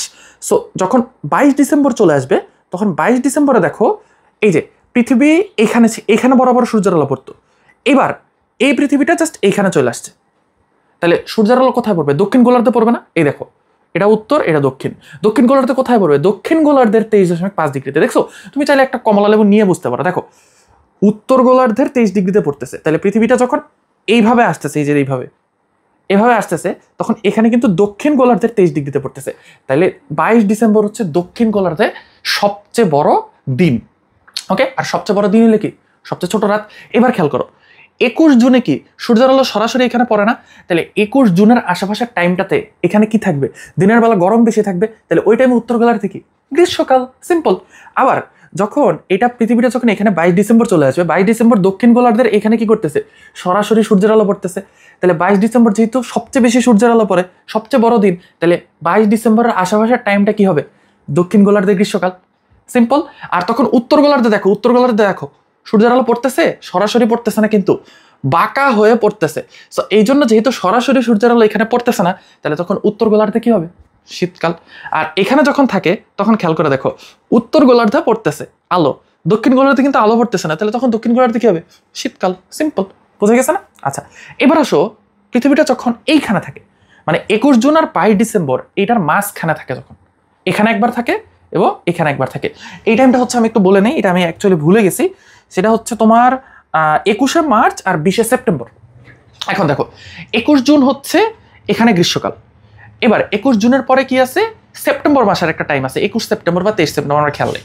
সো সেপ্টেম্বর মাসে এইভাবে থাকে পৃথিবীটা।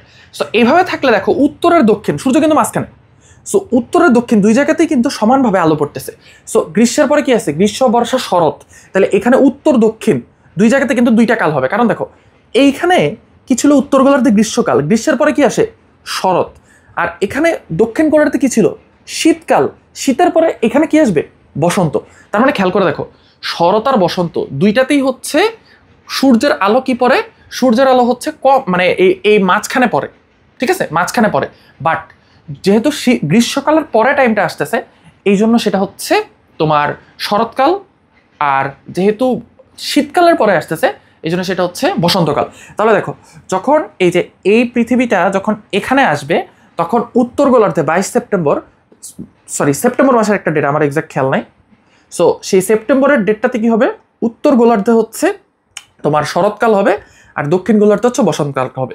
এবার দেখো 22 ডিসেম্বরে এখানে দেখো, যারা এটা বুঝো নাই তারা আবার এখানে দেখো সেকেন্ড চান্স বোঝার। এখানে হচ্ছে 22 ডিসেম্বরে গ্রীষ্মকাল, আর পিছনে হচ্ছে শীতকাল, রাইট, উত্তর গোলার্ধে। দক্ষিণ গোলার্ধে হচ্ছে তোমার গ্রীষ্মকাল। এখন এটা যখন এখানে আসবে, অর্থাৎ মার্চে আসবে, 21শে মার্চ, তখন 21শে মার্চে দেখো সূর্যটা কিন্তু এখানে, ওকে। এবার দুই জায়গাতেই সমানভাবে আলো পড়তেছে, তার মানে কি, আলোটা হচ্ছে তোমার গ্রীষ্মকালের চেয়ে কম, শীতকালের চেয়ে বেশি। এখন যেহেতু এইখানে উত্তর গোলার্ধে শীতকাল ছিল, তাহলে এইখানে 21শে মার্চ উত্তর গোলার্ধে কি হবে, উত্তর গোলার্ধে হবে শীতের পরে কি আসে, বসন্ত। আর যেহেতু এইখানে দক্ষিণ গোলার্ধে হচ্ছে গ্রীষ্মকাল ছিল, এখানে কি হবে, এখানে হচ্ছে হবে তোমার শরৎকাল, ঠিক আছে। গ্রীষ্মের পরে শরৎ আসে, এরপরে আবার এইভাবে হচ্ছে জিনিসটা চলতে থাকবে। সো আমরা দিনে রাত্রে হ্রাস বৃদ্ধি এই জিনিসটা বুঝে ফেললাম। এবার খেয়াল করে দেখো, যেহেতু এই যে এই জায়গাতে এবং এই জায়গাতে, এই দুইটা জায়গাতে যেহেতু দুই জায়গাতে কি হয়, সূর্যের আলো সমানভাবে পড়ে উত্তর দক্ষিণে, এই জন্য এখানে দিন এবং রাত সমান হয়, ওকে। সো আমাদের ওই টাইমটা হচ্ছে 23শে সেপ্টেম্বর এবং 21শে মার্চ। তার মানে এটা হচ্ছে 23শে সেপ্টেম্বর, এটা হচ্ছে 21শে মার্চ। এই দুইটা টাইমে কি হয়, উত্তর এবং দক্ষিণ গোলার্ধে হচ্ছে সেম টাইম আমাদের পাওয়া যায় দিনে এবং রাতে, অর্থাৎ 12 ঘন্টা করে আমাদের টাইম পাওয়া যায়। এবার আসো, এই জিনিসটাই হচ্ছে এখানে অনেক কষ্ট করে তোমাদের বুঝাইছে, এই জিনিসটা আই গেস তোমরা বুঝে ফেলতে পারছো এখন, ওকে ওকে, খুবই সিম্পল। এবার আসো হচ্ছে জোয়ার ভাটা। জোয়ার ভাটা, জোয়ার ভাটা জিনিসটা কি, প্রতি 6 ঘন্টা 13 মিনিট পর পর হচ্ছে পানি ফুলে ওঠে বা পানি টান দিয়ে নিচে নেমে যায়, এই জিনিসটাই হচ্ছে জোয়ার ভাটা। জিনিসটা কিভাবে ঘটে, ধরো এটা হচ্ছে পৃথিবী, ঠিক আছে। এবার পৃথিবীর অক্ষরেখা কি সব ছাতা মাথা ভুলে যাও, এটা হচ্ছে চাঁদ। সো চাঁদ কি করে, পৃথিবীকে কেন্দ্র করে ঘুরতেছে। সো চাঁদ যখন পৃথিবীর কোন একটা জায়গার উপরে থাকে, তখন চাঁদ কি করে, পৃথিবীর ওই জায়গার পানিটাকে টান দেয়। সো পৃথিবীর ওই জায়গার পানিকে যখন টান দেয়, তখন পৃথিবীর পানিটা চাঁদের দিকে চলে যেতে চায়, তার মানে পৃথিবীর পানিটা হচ্ছে উপরের দিকে উঠে আসতে চায়। সো তখন কি হয়, সাগরের পানিটা দেখবা আস্তে আস্তে বিচের উপরে উঠে আসে। আবার যখন চাঁদটা এই জায়গা থেকে সরে যায়, তখন কি হয়, এই পানিটা হচ্ছে, যেহেতু চাঁদ নাই তাহলে টানার কেউ নাই, তখন পানিটা আবার নিচে নেমে যায়। সো তখন কি দেখবা, কক্সবাজার সি বিচে দেখবা নিচে হচ্ছে পানি নেমে যাচ্ছে, এই জিনিসটা হচ্ছে ভাটা। সো ভাটার সময় দেখবা পর্যটকদের নামতে দেয় না, কারণ ভাটার টানে কি হইতে পারে, পর্যটক সাগরে ভেসে যেতে পারে। জোয়ারের সময় নামতে বলা হয়, কারণ জোয়ারের পানি কি করবে, তোমাকে ধাক্কায় হচ্ছে উপরের দিকে উঠাই দিবে, মানে স্থলভাগের দিকে উঠাই দিবে, এই হচ্ছে জোয়ার ভাটা।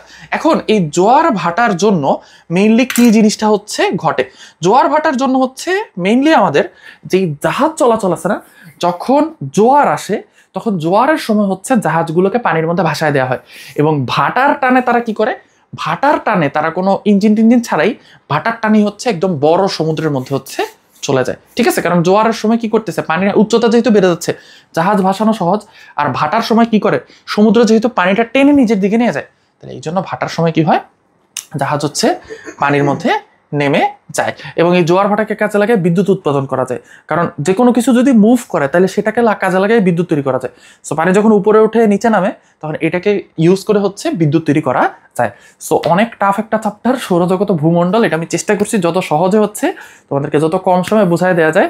সো আই এম সরি, তোমাদের ইনশাল্লাহ এসএসসি পরীক্ষার আগে একদম স্মার্ট বোর্ডে সুন্দর করে বুঝাই হচ্ছে দিব, বাট আপাতত টেস্ট পরীক্ষার জন্য এই প্রিপারেশনটাই নাও। সৌরজগৎ ভূমণ্ডলের আমরা এখন নেক্সট চ্যাপ্টারে চলে যাব, সেটা হচ্ছে বাংলাদেশের মুক্তিযুদ্ধ, তারপরে হচ্ছে রাষ্ট্র নাগরিকতা আইন। এবার আসলে হচ্ছে আমরা চ্যাপ্টার 2 নিয়ে একটু আলোচনা করি, বাংলাদেশের স্বাধীনতা। সো বাংলাদেশের স্বাধীনতার ক্ষেত্রে সবচেয়ে ইম্পর্টেন্ট টপিক হচ্ছে আমাদের মুজিবনগর সরকার। মুজিবনগর সরকারের ক্ষেত্রে যে জিনিসটা ইম্পর্টেন্ট সেটা হচ্ছে এই যে সরকারের কাঠামোটা কি ছিল, এটা সবচেয়ে বেশি ইম্পর্টেন্ট।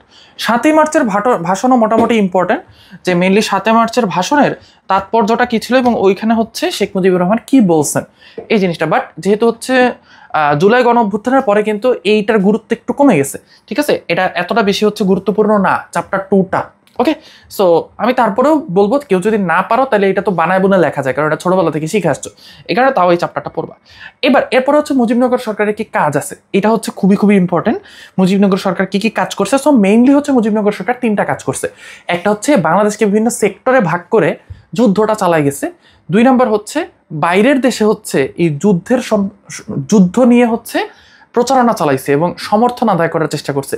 3 নম্বর জিনিসটা হচ্ছে এই মুজিবনগর সরকার বাংলাদেশের তোমার যে কৃষক, শ্রমিক ইত্যাদি ইত্যাদি যে বিভিন্ন সাধারণ মানুষ আছে ওদেরকে ঐক্যবদ্ধ করে একটা কমান্ডার আন্ডারে যুদ্ধ করতে হচ্ছে হেল্প করছে। এই 3টাই হচ্ছে মেইনলি মুজিবনগর সরকারের কাজ, যে সেক্টরে ভাগ করে যুদ্ধ করতে হেল্প করা, বিদেশে সাহায্য চাওয়া, আর হচ্ছে বাংলাদেশের পুরো সব মানুষকে একসাথে ঐক্যবদ্ধ করা।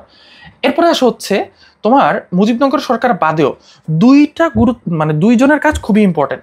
একটা হচ্ছে নারীদের কাজ, আর একটা হচ্ছে তোমার পেশাজীবীদের কাজ, সাধারণ জনগণ এবং পেশাজীবীদের কাজ। সো পেশাজীবীরা মেইনলি কি করছে, পেশাজীবী কারা? যারা এই যে ধরো রিক্সা চালক, শ্রমিক, ডাক্তার, ইঞ্জিনিয়ার সবাই হচ্ছে পেশাজীবী। সো এখানে তোমাদের স্পেসিফিক্যালি খুব ভালো করে বলেনি তারা কি কি কাজ করছে, বাট প্রত্যেকটা পেশাজীবী কিন্তু তার নিজের ক্ষেত্রে কাজ করছে। যেমন ডাক্তাররা মুক্তিযোদ্ধাদের ফ্রি চিকিৎসা দিচ্ছে, লুকে লুকে চিকিৎসা দিচ্ছে। ইঞ্জিনিয়াররা হচ্ছে মুক্তিযোদ্ধাদের দেখাই দিচ্ছে কোন ব্রিজ কেমনে উড়াই দিতে হবে, কোন জায়গাতে আক্রমণ করলে হচ্ছে সহজে ঘায়েল করা যাবে, বড় বড় বিল্ডিং ফালা দেওয়া যাবে, তারপর হচ্ছে তোমার বিভিন্ন ওই বড় বড় জাহাজ ডুবাই দেওয়া যাবে, এগুলো হচ্ছে ইঞ্জিনিয়াররা শিখাইছে। দেন মুটে মজুর শ্রমিক এরা কি করছে, সরাসরি অস্ত্র হাতে যুদ্ধ করছে। সো এটা হচ্ছে সাধারণ জনগণের পেশাজীবীদের ভূমিকা। নারীদের ভূমিকা কি? নারীদের ভূমিকা মেনলি 2টা। তারা গুপ্তচর হিসেবে যেহেতু মহিলাদের সন্দেহ কম করতো, তারা পাকিস্তানি ক্যাম্পে কাজ করতে যেত এবং সেই খবর মুক্তিযোদ্ধাদের পৌঁছায় দিত। তারপর আরেকটা কাজ হচ্ছে তারা মুক্তিযোদ্ধাদের রান্নাবান্না করে খাওয়াইতো। এবং আরেকটা সবচেয়ে ইম্পর্টেন্ট কাজ, অনেক নারী কিন্তু সরাসরি যুদ্ধে অংশগ্রহণ করছে, এটা অনেক আসে। এরপর আসে গণমাধ্যম। গণমাধ্যমের 2 ধরনের ভূমিকা আছে মেইনলি, আমি বলতেছি এগুলো বানায় লিখবা। সেটা কি? এক হচ্ছে গণমাধ্যম স্বাধীন বাংলা বেতার কেন্দ্র, ওরা হচ্ছে বিভিন্নভাবে মুক্তিযোদ্ধাদের বিভিন্ন সাফল্যের কথা বলে পুরো বাঙালিকে উজ্জীবিত করত। আর বিদেশি গণমাধ্যমগুলো কি করতো, বাংলাদেশে যে পাকিস্তানের অত্যাচার করতেছে এই অত্যাচার পুরো বিশ্বের মধ্যে ছড়াইতো। এবার আসা হচ্ছে আমাদের প্রবাসী বাঙালিদের ভূমিকা। প্রবাসী বাঙালিরা মেইনলি একটা কাজই করছে, তারা মুক্তিযুদ্ধ সম্পর্কে পুরো বিশ্বে হচ্ছে জনমত সংগঠন করছে। যেমন আমরা এখন ফিলিস্তিনের পক্ষে পুরা বিশ্ব এক হয়ে গেছে না, তখন মুক্তিযুদ্ধে পাকিস্তানিদের অত্যাচারের বিরুদ্ধে পুরো বিশ্ব এক হয়েছিল। এবং ওই টাইমে প্রবাসী বাঙালিরা আরও কাজ করছে, যেহেতু প্রবাসীরা অনেক বেশি টাকা ইনকাম করে, ওরা ওই টাকা মুক্তিযোদ্ধাদের পাঠাইতো অস্ত্র কেনার জন্য, খাদ্য কেনার জন্য। এবার আসো বিভিন্ন দেশের ভূমিকা। এখন যদিও ভারতের ভূমিকাটা অনেক কম পরীক্ষায় আসার কথা, তারপরে ভারতের ভূমিকাটা আসতে পারে, এটা সবচেয়ে বেশি আসতে হচ্ছে আগে, ঠিক আছে, 5 আগস্টের আগে। সো এখানে কি কি আছে? ভারত হচ্ছে মুক্তিযোদ্ধাদের অস্ত্র দিছে, খাওয়াইছে, তাদের দেশে ট্রেনিং দিছে, 1 কোটি শরণার্থীকে আশ্রয় দিছে, তারপর বিশ্বে হচ্ছে জনমত প্রচার করছে যে এই দেশটাকে মুক্ত করতে হবে, ইত্যাদি ইত্যাদি এগুলো। এরপর হচ্ছে সোভিয়েত ইউনিয়ন, বর্তমান রাশিয়া। সোভিয়েত ইউনিয়ন যে কাজটা করছে, সোভিয়েত ইউনিয়ন হচ্ছে মেইনলি 2টা কাজ করছে। এক, আমেরিকাকে ঠেকাইছে, কারণ আমেরিকা কি করতে চাইছিল, আমেরিকা চাইছিল হচ্ছে বাংলাদেশকে স্বাধীনতা দিবে না। সোভিয়েত ইউনিয়ন এটা ঠেকাইছে। এবং আমেরিকা আরেকটা কাজ করছে, সেটা হচ্ছে সোভিয়েত ইউনিয়ন আরেকটা কাজ করছে, সেটা হচ্ছে বাংলাদেশের মুক্তিযোদ্ধাদের জন্য অস্ত্র তারা সাপ্লাই দিছে, এই 2টা জিনিস। এরপর হচ্ছে গ্রেট ব্রিটেন বা বর্তমান ইংল্যান্ড। এখানে ইংল্যান্ড অ্যাকচুয়ালি খুব বেশি কিছু করে নাই, ইংল্যান্ডের সাধারণ মানুষ করছে। কারা? সাংবাদিক আর গায়করা। সাংবাদিকরা কি করছে, এই যে বাংলাদেশের যে মুক্তিযুদ্ধের সংবাদ এটা যে বাইরের দেশে প্রকাশ করবে, এই বিদেশি সাংবাদিকদের মধ্যে সবচেয়ে বেশি ছিল হচ্ছে গ্রেট ব্রিটেন মানে বর্তমান ইংল্যান্ডের সাংবাদিকরা। আর এই যে তোমার George Harrison concert for Bangladesh এটা করে হচ্ছে উনি বাংলাদেশের মুক্তিযুদ্ধের পক্ষে অর্থ হচ্ছে জোগাড় করছে। ঠিক আছে, এই হচ্ছে মোটামুটি আমাদের মুক্তিযুদ্ধের যেই চ্যাপ্টারটা। আরেকটা আছে মুক্তিযুদ্ধের ঐতিহাসিক তাৎপর্য, খুবই খুবই ইম্পর্টেন্ট। ঐতিহাসিক তাৎপর্য কি? জাতীয়তাবাদ প্রতিষ্ঠা। জাতীয়তাবাদ কি? আমি বাংলাদেশি তুমিও বাংলাদেশি, তার মানে তুমি আর আমি ভাই। ঠিক আছে, আমি বাংলাদেশি তুমি ইন্ডিয়ান, তার মানে তুমি আর আমি ভাই না। এটাই হচ্ছে বাংলাদেশি জাতীয়তাবাদ। বাঙালি আর বাংলাদেশি কিন্তু আলাদা। বাংলাদেশি মানে বাংলাদেশের নাগরিক, আর বাঙালি মানে একটা জাতি, এটা আল্লাহ দ্বারা নির্ধারিত। ঠিক আছে, এটা তুমি চেঞ্জ করতে পারবে না, আল্লাহ দ্বারা এটা নির্ধারিত বা আল্লাহ দ্বারা নির্ধারিত। বাট তুমি হচ্ছে বাংলাদেশি, এটা তুমি যে কেউ হইতে পারে, যেই বাংলাদেশের ভূখণ্ডে বসবাস করবে, বাংলাদেশের রুলস মেনে চলবে, সেই হচ্ছে বাংলাদেশের নাগরিক বা বাংলাদেশি। এবং আমরা পাকিস্তানের অত্যাচার থেকে মুক্তি পাইছি, তারপরে হচ্ছে আমরা নিজের একটা স্বাধীন দেশ পাইছি, এগুলো হচ্ছে মুক্তিযুদ্ধের ঐতিহাসিক তাৎপর্য। ঠিক আছে, মেইনলি হচ্ছে ওই যে জাতীয়তাবাদ প্রতিষ্ঠা, যে বাংলাদেশের যে জনগণ আছে, বাংলাদেশের জনগণের মধ্যে ভ্রাতৃত্ববোধ প্রতিষ্ঠা, এবং আমরা কি করছি, আমরা নিজেদের জন্য একটা দেশ পাইছি, এটা হচ্ছে মুক্তিযুদ্ধের তাৎপর্য। এবার আমরা পরের চ্যাপ্টারটাতে চলে যাব, যেটা হচ্ছে আমাদের রাষ্ট্র, নাগরিকতা ও আইন। খুবই খুবই ইম্পর্ট্যান্ট একটা চ্যাপ্টার এখনকার প্রেক্ষাপটে, কারণ যেহেতু জুলাই অভ্যুত্থান হয়ে গেছে, সেটার জন্য হচ্ছে এটা অনেক ইম্পর্ট্যান্ট একটা ইয়েতে চলে আসছে। এখন আসো হচ্ছে রাষ্ট্র। রাষ্ট্রের ক্ষেত্রে তোমাকে সংজ্ঞা মুখস্থ করতে হবে। ঠিক আছে, রাষ্ট্রের সংজ্ঞা মুখস্থ করতে হবে, এবং সেক্ষেত্রে তোমার অধ্যাপক গার্নারের সংজ্ঞাটা মুখস্থ করতে হবে। ঠিক আছে, গার্নারের সংজ্ঞা, আর যদি গার্নারের সংজ্ঞা না পারো তাহলে অ্যারিস্টটলের সংজ্ঞাটা মুখস্থ করবা। ওকে ওকে ফাইন।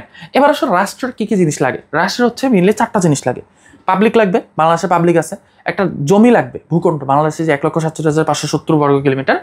সরকার লাগবে, এই রাষ্ট্রটাকে চালানোর জন্য বহির্বিশ্বের স্বীকৃত একটা সরকার লাগবে। ঠিক আছে, সরকার ছাড়া কোনো রাষ্ট্র হয় না। আরেকটা হচ্ছে সার্বভৌমত্ব। তোমার সবকিছু আছে, সরকার আছে, সবকিছু আছে, কিন্তু তুমি চলো ইন্ডিয়ার কথায়, ইন্ডিয়া উঠতে বললে উঠো, ইন্ডিয়া বসতে বললে বসো, তোমার সার্বভৌমত্ব নেই, মানে নিজে নিজে ডিসিশন নেওয়ার কোনো ক্ষমতা নেই। যেমন বাংলাদেশ কিন্তু এখন বাংলাদেশকে রাষ্ট্র নাও বলা যায় বাংলাদেশ একটা রাষ্ট্র না। কেন? বাংলাদেশ কিন্তু পরিপূর্ণভাবে সার্বভৌম না। কারণ বাংলাদেশের যদি যুদ্ধ বিমান কিনতে হয় তাহলে ইন্ডিয়ার কথা শুনে কিনতে হয়, বাংলাদেশ যদি ট্যাঙ্ক কিনতে চায় ইন্ডিয়ার কথা শুনে কিনতে হয়, বাংলাদেশ যদি সাবমেরিন কিনতে চায় ইন্ডিয়ার কথা শুনে কিনতে হয়। তাহলে বাংলাদেশে কিন্তু এখন সার্বভৌমত্ব 100% নাই। সো বাংলাদেশকে কিন্তু রাষ্ট্র নাও বলা যেতে পারে। ঠিক আছে, সো এটা কিন্তু খুবই ইম্পর্টেন্ট যে সার্বভৌমত্ব থাকে, তার মানে আমার যা ইচ্ছা আমি তাই করবো। এই যে নিজের যা ইচ্ছা করার তাই ক্ষমতা, এটাই হচ্ছে সার্বভৌমত্ব। আমার ইচ্ছা করছে আমি 10টা রকেট বানাবো, আমার ইচ্ছা করছে আমি পারমাণবিক বোমা বানাবো, এটাই হচ্ছে আমার সার্বভৌমত্ব। ঠিক আছে, ওকে। সো এখানে নির্দিষ্ট ভূখণ্ডের ক্ষেত্রে তোমার হচ্ছে কিছু ছোট ছোট রাষ্ট্রের কথা বলছে, যেমন দারুস সালাম, সুইজারল্যান্ড, ব্রুনাই, তারপরে রাশিয়ার কথা বলছে যে রাশিয়া অনেক বড়। এগুলো হচ্ছে এমসিকিউর জন্য এখান থেকে পড়ে নিবা। আমি বেসিক জিনিসটা তোমাদেরকে বুঝাই দিলাম। এবার আসলে রাষ্ট্রের কাজ। রাষ্ট্রের মেইন কাজ হচ্ছে মুখ্য কার্যাবলী, আর গৌণ কাজ হচ্ছে তোমার, এটাকে একটা নাম দেয় ওরা, সেটা হচ্ছে কল্যাণমূলক কাজ। কিছু কিছু কাজ যেটা রাষ্ট্রকে মাস্ট করতে হবে, এটা যদি না করে তাহলে রাষ্ট্র অপরাধী। আর কিছু কিছু কাজ হচ্ছে হ্যাঁ রাষ্ট্র করলে ভালো, না করলে প্যারা নেই। সো যেগুলো রাষ্ট্র করতেই হবে সেগুলো হচ্ছে মুখ্য কাজ। এগুলোর মধ্যে কি কি আছে? এগুলোর মধ্যে প্রথম কাজ, আইন শৃঙ্খলা রক্ষা করতে হবে রাষ্ট্রকে। তোমার দেশে যদি কোনো অপরাধ হয় সেটার বিচার করতে হবে, আইন শৃঙ্খলা রক্ষা করতে হবে, এটা হচ্ছে রাষ্ট্রের প্রথম কাজ। রাষ্ট্রের সেকেন্ড কাজ, সেটা হচ্ছে তোমার সার্বভৌমত্ব রক্ষা করতে হবে, এটা হচ্ছে সেকেন্ড কাজ। সেটা কি? তোমাকে বাইরের দেশের কেউ যদি অ্যাটাক করে তাহলে বাইরের দেশের বিরুদ্ধে হচ্ছে তোমাকে অ্যাটাক করতে হবে। তাহলে দেখো, প্রথমে নিজের ভেতর ঠিক করতে হবে, নিজের দেশের আইন শৃঙ্খলা ঠিক করতে হবে, তারপরে দেশের বাইরে থেকে কেউ অ্যাটাক করলে তারা আটকাইতে হবে, এটা রাষ্ট্রের বাধ্যতামূলক কাজ, এটা না করলে রাষ্ট্র শাস্তি পাবে। তারপরে আরও বেশ কিছু কাজ আছে, এগুলো হচ্ছে একটু কম ইম্পর্টেন্ট, যেমন কি আইন প্রণয়ন করা, যে বাংলাদেশে তুমি যদি হচ্ছে মোটরসাইকেল হেলমেট ছাড়া চালাও তাহলে শাস্তি দিবে নাকি দিবে না, এটা হচ্ছে আইন প্রণয়ন করা। দেন হচ্ছে তোমার, তুমি বাংলাদেশ বলে যে একটা রাষ্ট্র আছে, এটা একটা ভালো রাষ্ট্র, এটা বাইরের দেশকে পরিচিত করাইতে হবে।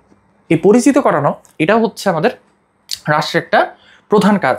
এবং আমাদের আরও 2টা কাজ আছে, সেটা হচ্ছে এই যে আইন তুমি প্রয়োগ করবে, মানে বানাইলা, আইন প্রয়োগ করতে হবে না? তুমি ধরো সংসদে আইন বানাইছো, এটা প্রয়োগ করতে হবে না? প্রয়োগ করার জন্য প্রশাসন গড়ে তোলা, এই যে অ্যাডমিন, পুলিশ, এগুলো গড়ে তোলা, এটা হচ্ছে রাষ্ট্রের প্রধান কাজ। এবং আরেকটা প্রধান কাজ হচ্ছে রাষ্ট্রের এই যে কর আদায় করা, মানে অর্থ এবং সম্পদের ব্যবস্থাপনা। তার মানে তোমার রাষ্ট্র যে জিনিসটা বানাইতেছে, এই জিনিসটা দিয়ে রাষ্ট্রের পক্ষ থেকে বিভিন্ন কিছু কেনা বেচা করা, এই জিনিসগুলো হচ্ছে রাষ্ট্রের প্রধান কাজ। এবার কল্যাণমূলক কাজ। কল্যাণমূলক কাজগুলো কি কি? এর বাইরে যা কাজ আছে, যেমন রাষ্ট্রের জনগণকে শিক্ষিত করা, রাষ্ট্রের জনগণকে চিকিৎসা দেয়া, এই জিনিসগুলো হচ্ছে রাষ্ট্রের তোমার কল্যাণমূলক কাজ। তারপর রাষ্ট্রের জনগণকে হচ্ছে তোমার কম দামে প্রয়োজনীয় খাদ্য, মানে অন্ন, বস্ত্র, বাসস্থান, শিক্ষা, চিকিৎসা, এই সব কিছুই হচ্ছে রাষ্ট্রের ঐচ্ছিক কাজ। মজার ব্যাপার না জিনিসটা? মানুষের মৌলিক অধিকার কিন্তু রাষ্ট্রের ঐচ্ছিক কাজ।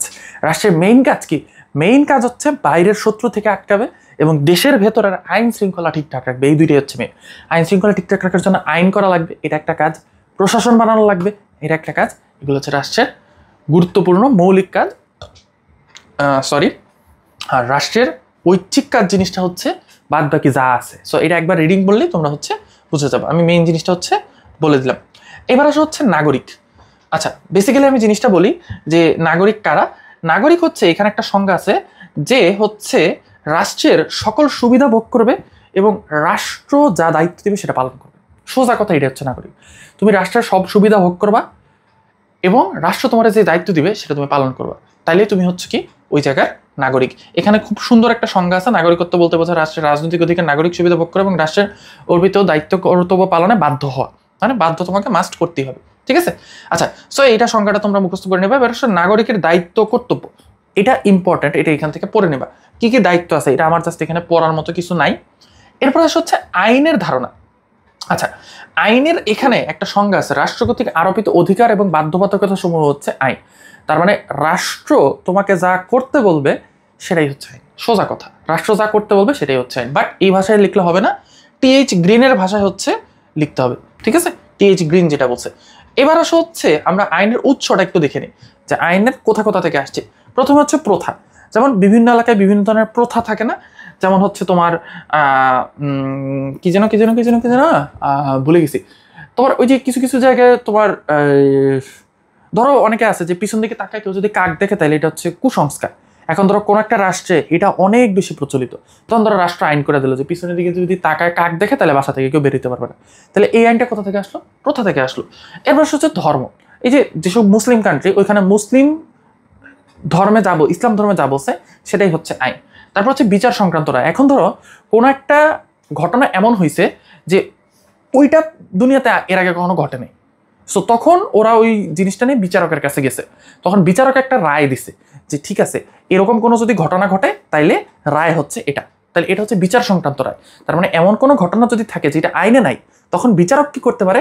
তার নিজের বিচার বুদ্ধি দিয়ে সে একটা নতুন সিদ্ধান্ত দিতে পারে, সেই সিদ্ধান্তটাই তখন আইন হয়ে যায়। এবার আসলে বিজ্ঞানসম্মত আলোচনা। বিজ্ঞানসম্মত আলোচনার জিনিসটা হচ্ছে ধরো তোমার অনেক বড় বড় আইনবিদ নানান দেশের আইন নিয়ে গবেষণা করে একটা বই লিখছে। ওই বইটাও একসময় কি হয়ে যেতে পারে? আইন হয়ে যেতে পারে। এখানে বিজ্ঞান মানে এই না যে নিউটন আইনস্টাইন এসে দেশের আইন বানাবে, এটা না। এটা হচ্ছে যারা আইন নিয়ে বৈজ্ঞানিকভাবে গবেষণা করে তারা যদি কোনো বইটই লেখে, ওইটা হচ্ছে কি হইতে পারে? ওইটা হচ্ছে আমাদের আইন হয়ে যেতে পারে। যেমন ধরো ইসলামের ক্ষেত্রে কিন্তু বিভিন্ন ইমাম যারা আছেন ওনাদের বিভিন্ন মতামত কিন্তু বিভিন্ন দেশে হচ্ছে আইন হিসেবে ধরা হয়েছে। এবারে হচ্ছে ন্যায়বোধ। ওই যে যেটা বললাম যে ধরো বিচারকের কাছে বর্তমানে কোনো হচ্ছে উদাহরণ নাই, এরকম কোনো ঘটনা আগে ঘটেনি, তখন বিচারক নিজের বিচার বুদ্ধি দিয়ে একটা রায় দিছে, ওই রায়টাও আইন হয়ে যেতে পারে অনেক সময়। হচ্ছে আইনসভা মানে সংসদের নির্বাচিত প্রতিনিধিরা মিলে যদি আইন বানায় তাহলে সেটাও হচ্ছে আইন। এই 6টা টাইপস আইন অবশ্যই মাস্ট জানতে হবে। এবার আসা হচ্ছে সুশাসনের জন্য আইনের প্রয়োজনীয়তা। আইন না থাকলে আমরা সবাই হচ্ছে খারাপ হয়ে যেতাম। ঠিক আছে? সুযোগের অভাবে ভালো। ঠিক আছে? আমরা সবাই কিন্তু ম্যাক্সিমামই সুযোগের অভাবে ভালো। আমাদের যদি সুযোগ থাকতো খারাপ হওয়ার, আমরা কিন্তু খারাপ হয়ে যেতাম। তোমার যদি একজনের আইফোন 17 প্রো ম্যাক্স ওটা টান দিলে যদি কেউ তোমার না ধরতো, তাহলে কিন্তু তুমি সবাই গিয়ে হচ্ছে আইফোন 17 প্রো ম্যাক্স টান দেওয়া শুরু করতো। ঠিক আছে? সো এই জন্যই কি করা হয়? আইন রাখা হয় যাতে মানুষ অপরাধ করতে ভয় পায়, সমাজটা সুশৃঙ্খল থাকে। এবার আসো আমরা আমাদের লাস্ট চ্যাপ্টারে চলে আসব। আমি দুঃখিত তোমাদেরকে হচ্ছে এইভাবে ক্লাস নিচ্ছি, আমার অ্যাকচুয়ালি এইভাবে ক্লাস নেওয়া ছাড়া উপায় ছিল না, তো আমি একটু দুঃখই প্রকাশ করতেছি তোমাদের কাছে। আচ্ছা, এবার আসো আমরা চ্যাপ্টার 11 অর্থনৈতিক নির্দেশক সমূহ এবং বাংলাদেশের অর্থনীতির প্রকৃতি। তো এখানে আমরা বেশ কিছু জিনিস হচ্ছে দেখবো। তাহলে চলো, প্রথমে হচ্ছে গ্রস ন্যাশনাল প্রোডাক্ট আর গ্রস ডোমেস্টিক প্রোডাক্ট। মানে ন্যাশনাল আর ডোমেস্টিক, এখানে হচ্ছে পেজটা। ন্যাশনাল মানে জাতীয়, বাংলাদেশি, সে দেশে থাকুক বিদেশে থাকুক, সে যেখান থেকে ইনকাম করুক, পুরা বাংলাদেশের সব বাংলাদেশি মিলে যত টাকা এক বছরে ইনকাম করে সেটা হচ্ছে গ্রস ন্যাশনাল প্রোডাক্ট। আর গ্রস ডোমেস্টিক, বাংলাদেশের যে এরিয়া আছে এরিয়ার মধ্যে থাকা দেশি বিদেশি এলিয়েন, ভূত বলতে কিছু নাই, দেশি বিদেশি এলিয়েন, মঙ্গল গ্রহের অধিবাসী, এরা সবাই মিলে যদি বাংলাদেশের মধ্যে কোনো কিছু ইনকাম করে, এক বছরে যত ইনকাম করে সেটা হচ্ছে গ্রস ডোমেস্টিক প্রোডাক্ট। তার মানে ডোমেস্টিক মানে দেশ, সেখানে হচ্ছে দেশের সীমানাটা ইম্পর্টেন্ট, সীমানার ভিত্তিতে যে যত ইনকাম করতেছে এটাই হচ্ছে দেশজ প্রোডাক্ট। আর যে যদি তুমি ন্যাশনালিটির ক্ষেত্রে চিন্তা করো যে বাংলাদেশিরা দেশে এবং বিদেশে যত টাকা ইনকাম করুক, সে যদি বাংলাদেশি হয় তাহলে তার ইনকামটা হবে গ্রস ন্যাশনাল প্রোডাক্ট। এখন আমরা বলতো বাংলাদেশে একজন বিদেশি কাজ করতেছে, তার ইনকামটা ডোমেস্টিক প্রোডাক্টে ঢুকবে নাকি ন্যাশনাল প্রোডাক্টে ঢুকবে? বিদেশি দেশের ভিতরে কাজ করতেছে, তার মানে কি এরিয়ার ভিতরে, তাহলে domestic product. But gross national product হলে কি করতে হবে? বিদেশির বাংলাদেশের নাগরিক হওয়া লাগতো, তাহলে গ্রস ন্যাশনাল প্রোডাক্ট হচ্ছে বাংলাদেশি সে যেখানেই থাকুক। আর গ্রস ডোমেস্টিক প্রোডাক্ট হচ্ছে বাংলাদেশের এরিয়ার মধ্যে সে দেশি বিদেশি এলিয়েন মঙ্গল গ্রহ দিবসী যেই হোক, তার সবার 1 বছরের ইনকাম হচ্ছে তোমার গ্রস ডোমেস্টিক প্রোডাক্ট। এবার আসো আমরা যে গ্রস ন্যাশনাল প্রোডাক্ট কেমনে কেমনে মাপতে পারি। এক, তুমি যা যা তৈরি করছো সেই জিনিসটাকে আমরা মাপতে পারি যে হ্যাঁ আমরা 1 বছর এই জিনিস তৈরি করছি, এটাকে বলা হয় উৎপাদিত দ্রব্য সামগ্রী ও সেবা। ঠিক আছে?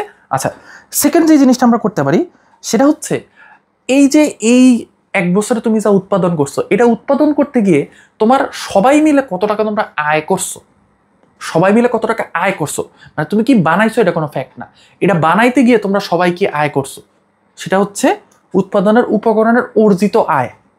তাহলে ভালো করে খেয়াল করো, একটা হচ্ছে উৎপাদন, তুমি কি কি বানাইছো, এটার আমি এটা কি কি বানাইছো এটাকে আমি টাকা দিয়ে হিসাব করতেছি যে এত টাকার জিনিস আমরা বানাইছি। এটা একভাবে জাতীয় আয় মাপা যায়। আরেকভাবে মাপা যায় হচ্ছে এইটা বানাইতে গিয়ে আমরা সবাই এই টাকা ইনকাম করছি, এইভাবে হচ্ছে জাতীয় আয় মাপা যায়। আরেকটা জিনিস হচ্ছে সমাজের মোট ব্যয়। তোমার একটা বছরে একটা দেশের সব স্তরের মানুষ কতটুকু টাকা ব্যয় করছে সেটা মেপে হচ্ছে তুমি কি করতে পারো, জাতীয় উৎপাদন মাপতে হবে। কারণ তোমার দেশের আয় যত হবে তোমার দেশের মানুষ ততটুকুই ব্যয় করতে পারবে, তাই না? তুমি যদি জমায় রাখো সেটাও কিন্তু সেক্ষেত্রে ব্যয় হিসেবেই আমি ধরবো। বোঝা গেছে? যখন আমি জাতীয় উৎপাদন হিসাব করবো, অনেক মনে করে ভাই ঠিক আছে আমি 100 টাকা কামাই করছি, 90 টাকা খরচ করছি, 10 টাকা জমাইছি, ওই যে 10 টাকা জমাইছো ওইটাও আমি ব্যয় হিসেবে ধরবো। বোঝা গেছে? সো 3 ভাবে জাতীয় উৎপাদন মাপা যায়। 1, তুমি কি কি বানাইছো এটারে টাকায় কনভার্ট করলে কতটুকু হয়। 2 হচ্ছে এটা বানাইতে গিয়ে সবার কত টাকা ইনকাম হয়েছে সেই ইনকাম দিয়েও আমরা মাপতে পারি। 3 হচ্ছে সবাই 1 বছর কতটুকু টাকা ব্যয় করছে সেটা দিয়েও আমরা মাপতে পারি। এবার হচ্ছে মাথা পিছু আয়। তুমি যদি গ্রস ন্যাশনাল ইনকাম মানে জাতীয় ইনকামকে বাংলাদেশের টোটাল জনসংখ্যা দিয়ে ভাগ করো তাহলে তুমি মাথা পিছু ইনকাম পাবা। ঠিক আছে? এখন মাথা পিছু ইনকাম মেইনলি উন্নত দেশের ক্ষেত্রে হচ্ছে জীবনমান নির্ধারণ করে, যে উন্নত দেশে সবাই কিন্তু প্রায় সেম লেভেলের ইনকাম করে। সো সেক্ষেত্রে মাথাপিছু ইনকাম যত বাড়ে তত হচ্ছে জীবনমান বাড়ে, মানে তত ভালো ভালো বিল্ডিংয়ে থেকে ভালো ভালো খাবার খায়। কিন্তু বাংলাদেশে কারো ইনকাম মাসে 1 কোটি টাকা, কারো ইনকাম মাসে 10,000 টাকা। সো দুইজনের হচ্ছে তুমি যদি অ্যাভারেজ করো তাহলে 50 লাখ 5,000 টাকা হচ্ছে অ্যাভারেজ ইনকাম হয় বা মাথা পিছু আয় হয়। সো এইটা তো অ্যাকচুয়ালি বাস্তবসম্মত না। সো বাংলাদেশে এটা না। এবার আসো হচ্ছে এর পরের যে স্টেপগুলো আছে তোমার বাংলাদেশের অর্থনীতির বৈশিষ্ট্য। এই অর্থনীতির বৈশিষ্ট্যের মধ্যে মেইনলি 2টা জিনিস বলছে। এক, বাংলাদেশের অর্থনীতি এখনো কৃষি নির্ভর, অর্থাৎ আমরা ধান পাট তুলা এগুলো বানাইয়াই মেইনলি হচ্ছে এখনো চলি। কিন্তু বাংলাদেশ এখন কি করতেছে, এখন হচ্ছে চেষ্টা করতেছে শিল্প ক্ষেত্রে উন্নত হওয়ার। এই জন্যই বলছে শিল্প খাতের ক্রমবর্ধমান গুরুত্ব ও অবদান। সো বাংলাদেশের মেইনলি যে অর্থনীতি সেটা হচ্ছে কৃষি নির্ভর, বাট বাংলাদেশ চেষ্টা করতেছে শিল্প উন্নত হওয়ার। সো এই পার্টটা হচ্ছে তোমরা এখান থেকে পড়বা যে ভিতরে কি কি জিনিস আছে, যে টার্মসগুলো আছে, যে কৃষি কয় %, শিল্পের অবদান কয় %, এই জিনিসগুলো তোমাকে জানতে হবে। এরপরে আসো বাংলাদেশের, এরপরে তোমার কিছু সমস্যা নিয়ে বলছে যে বাংলাদেশের অর্থনীতির মধ্যে সমস্যাগুলো কি। সমস্যা হচ্ছে বাংলাদেশের প্রচুর মানুষ, এই কারণে বাংলাদেশের প্রচুর মানুষ বেকার। কেন বেকার? কারণ যেহেতু বাংলাদেশের শিল্প কারখানা কম, তাহলে কৃষিকাজ তো আর ভাই সবাই মিলে করা যায় না। ধান চাষ করতে তো আর 1000 মানুষ লাগে না, বা শিল্প কারখানা একটা গাড়ি বানাইতে তোমার 5000 10,000 মানুষ লাগে, তাই না? সো সেক্ষেত্রে যেহেতু বাংলাদেশের শিল্প উন্নত না বাংলাদেশ, এই জন্য বাংলাদেশে জনগণ বেশি থাকার কারণে প্রচুর হচ্ছে বেকারত্ব আছে। তারপরে যেহেতু প্রচুর বেকারত্ব তার মানে কি টাকা পয়সা ইনকাম কম করে, তাহলে কি মাথা পিছু আয় কম, তাহলে এই জন্য জীবনমানও কম।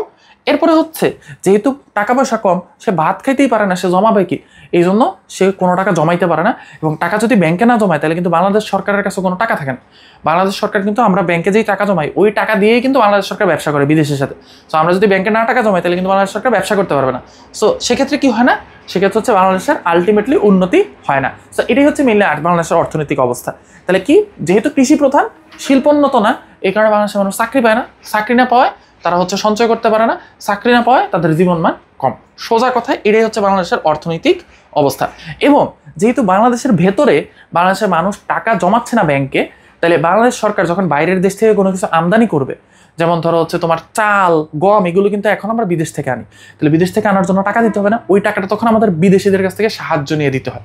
যেমন ধরো আমরা ভারত থেকে গম আনছি, আমাদের তখন হচ্ছে ধরো জাপানের কাছ থেকে টাকা চাওয়া লাগতেছে যে ভাই আমার 1 কোটি টাকা দাও, আমি ভারত থেকে কিছু গম আইনা খাই।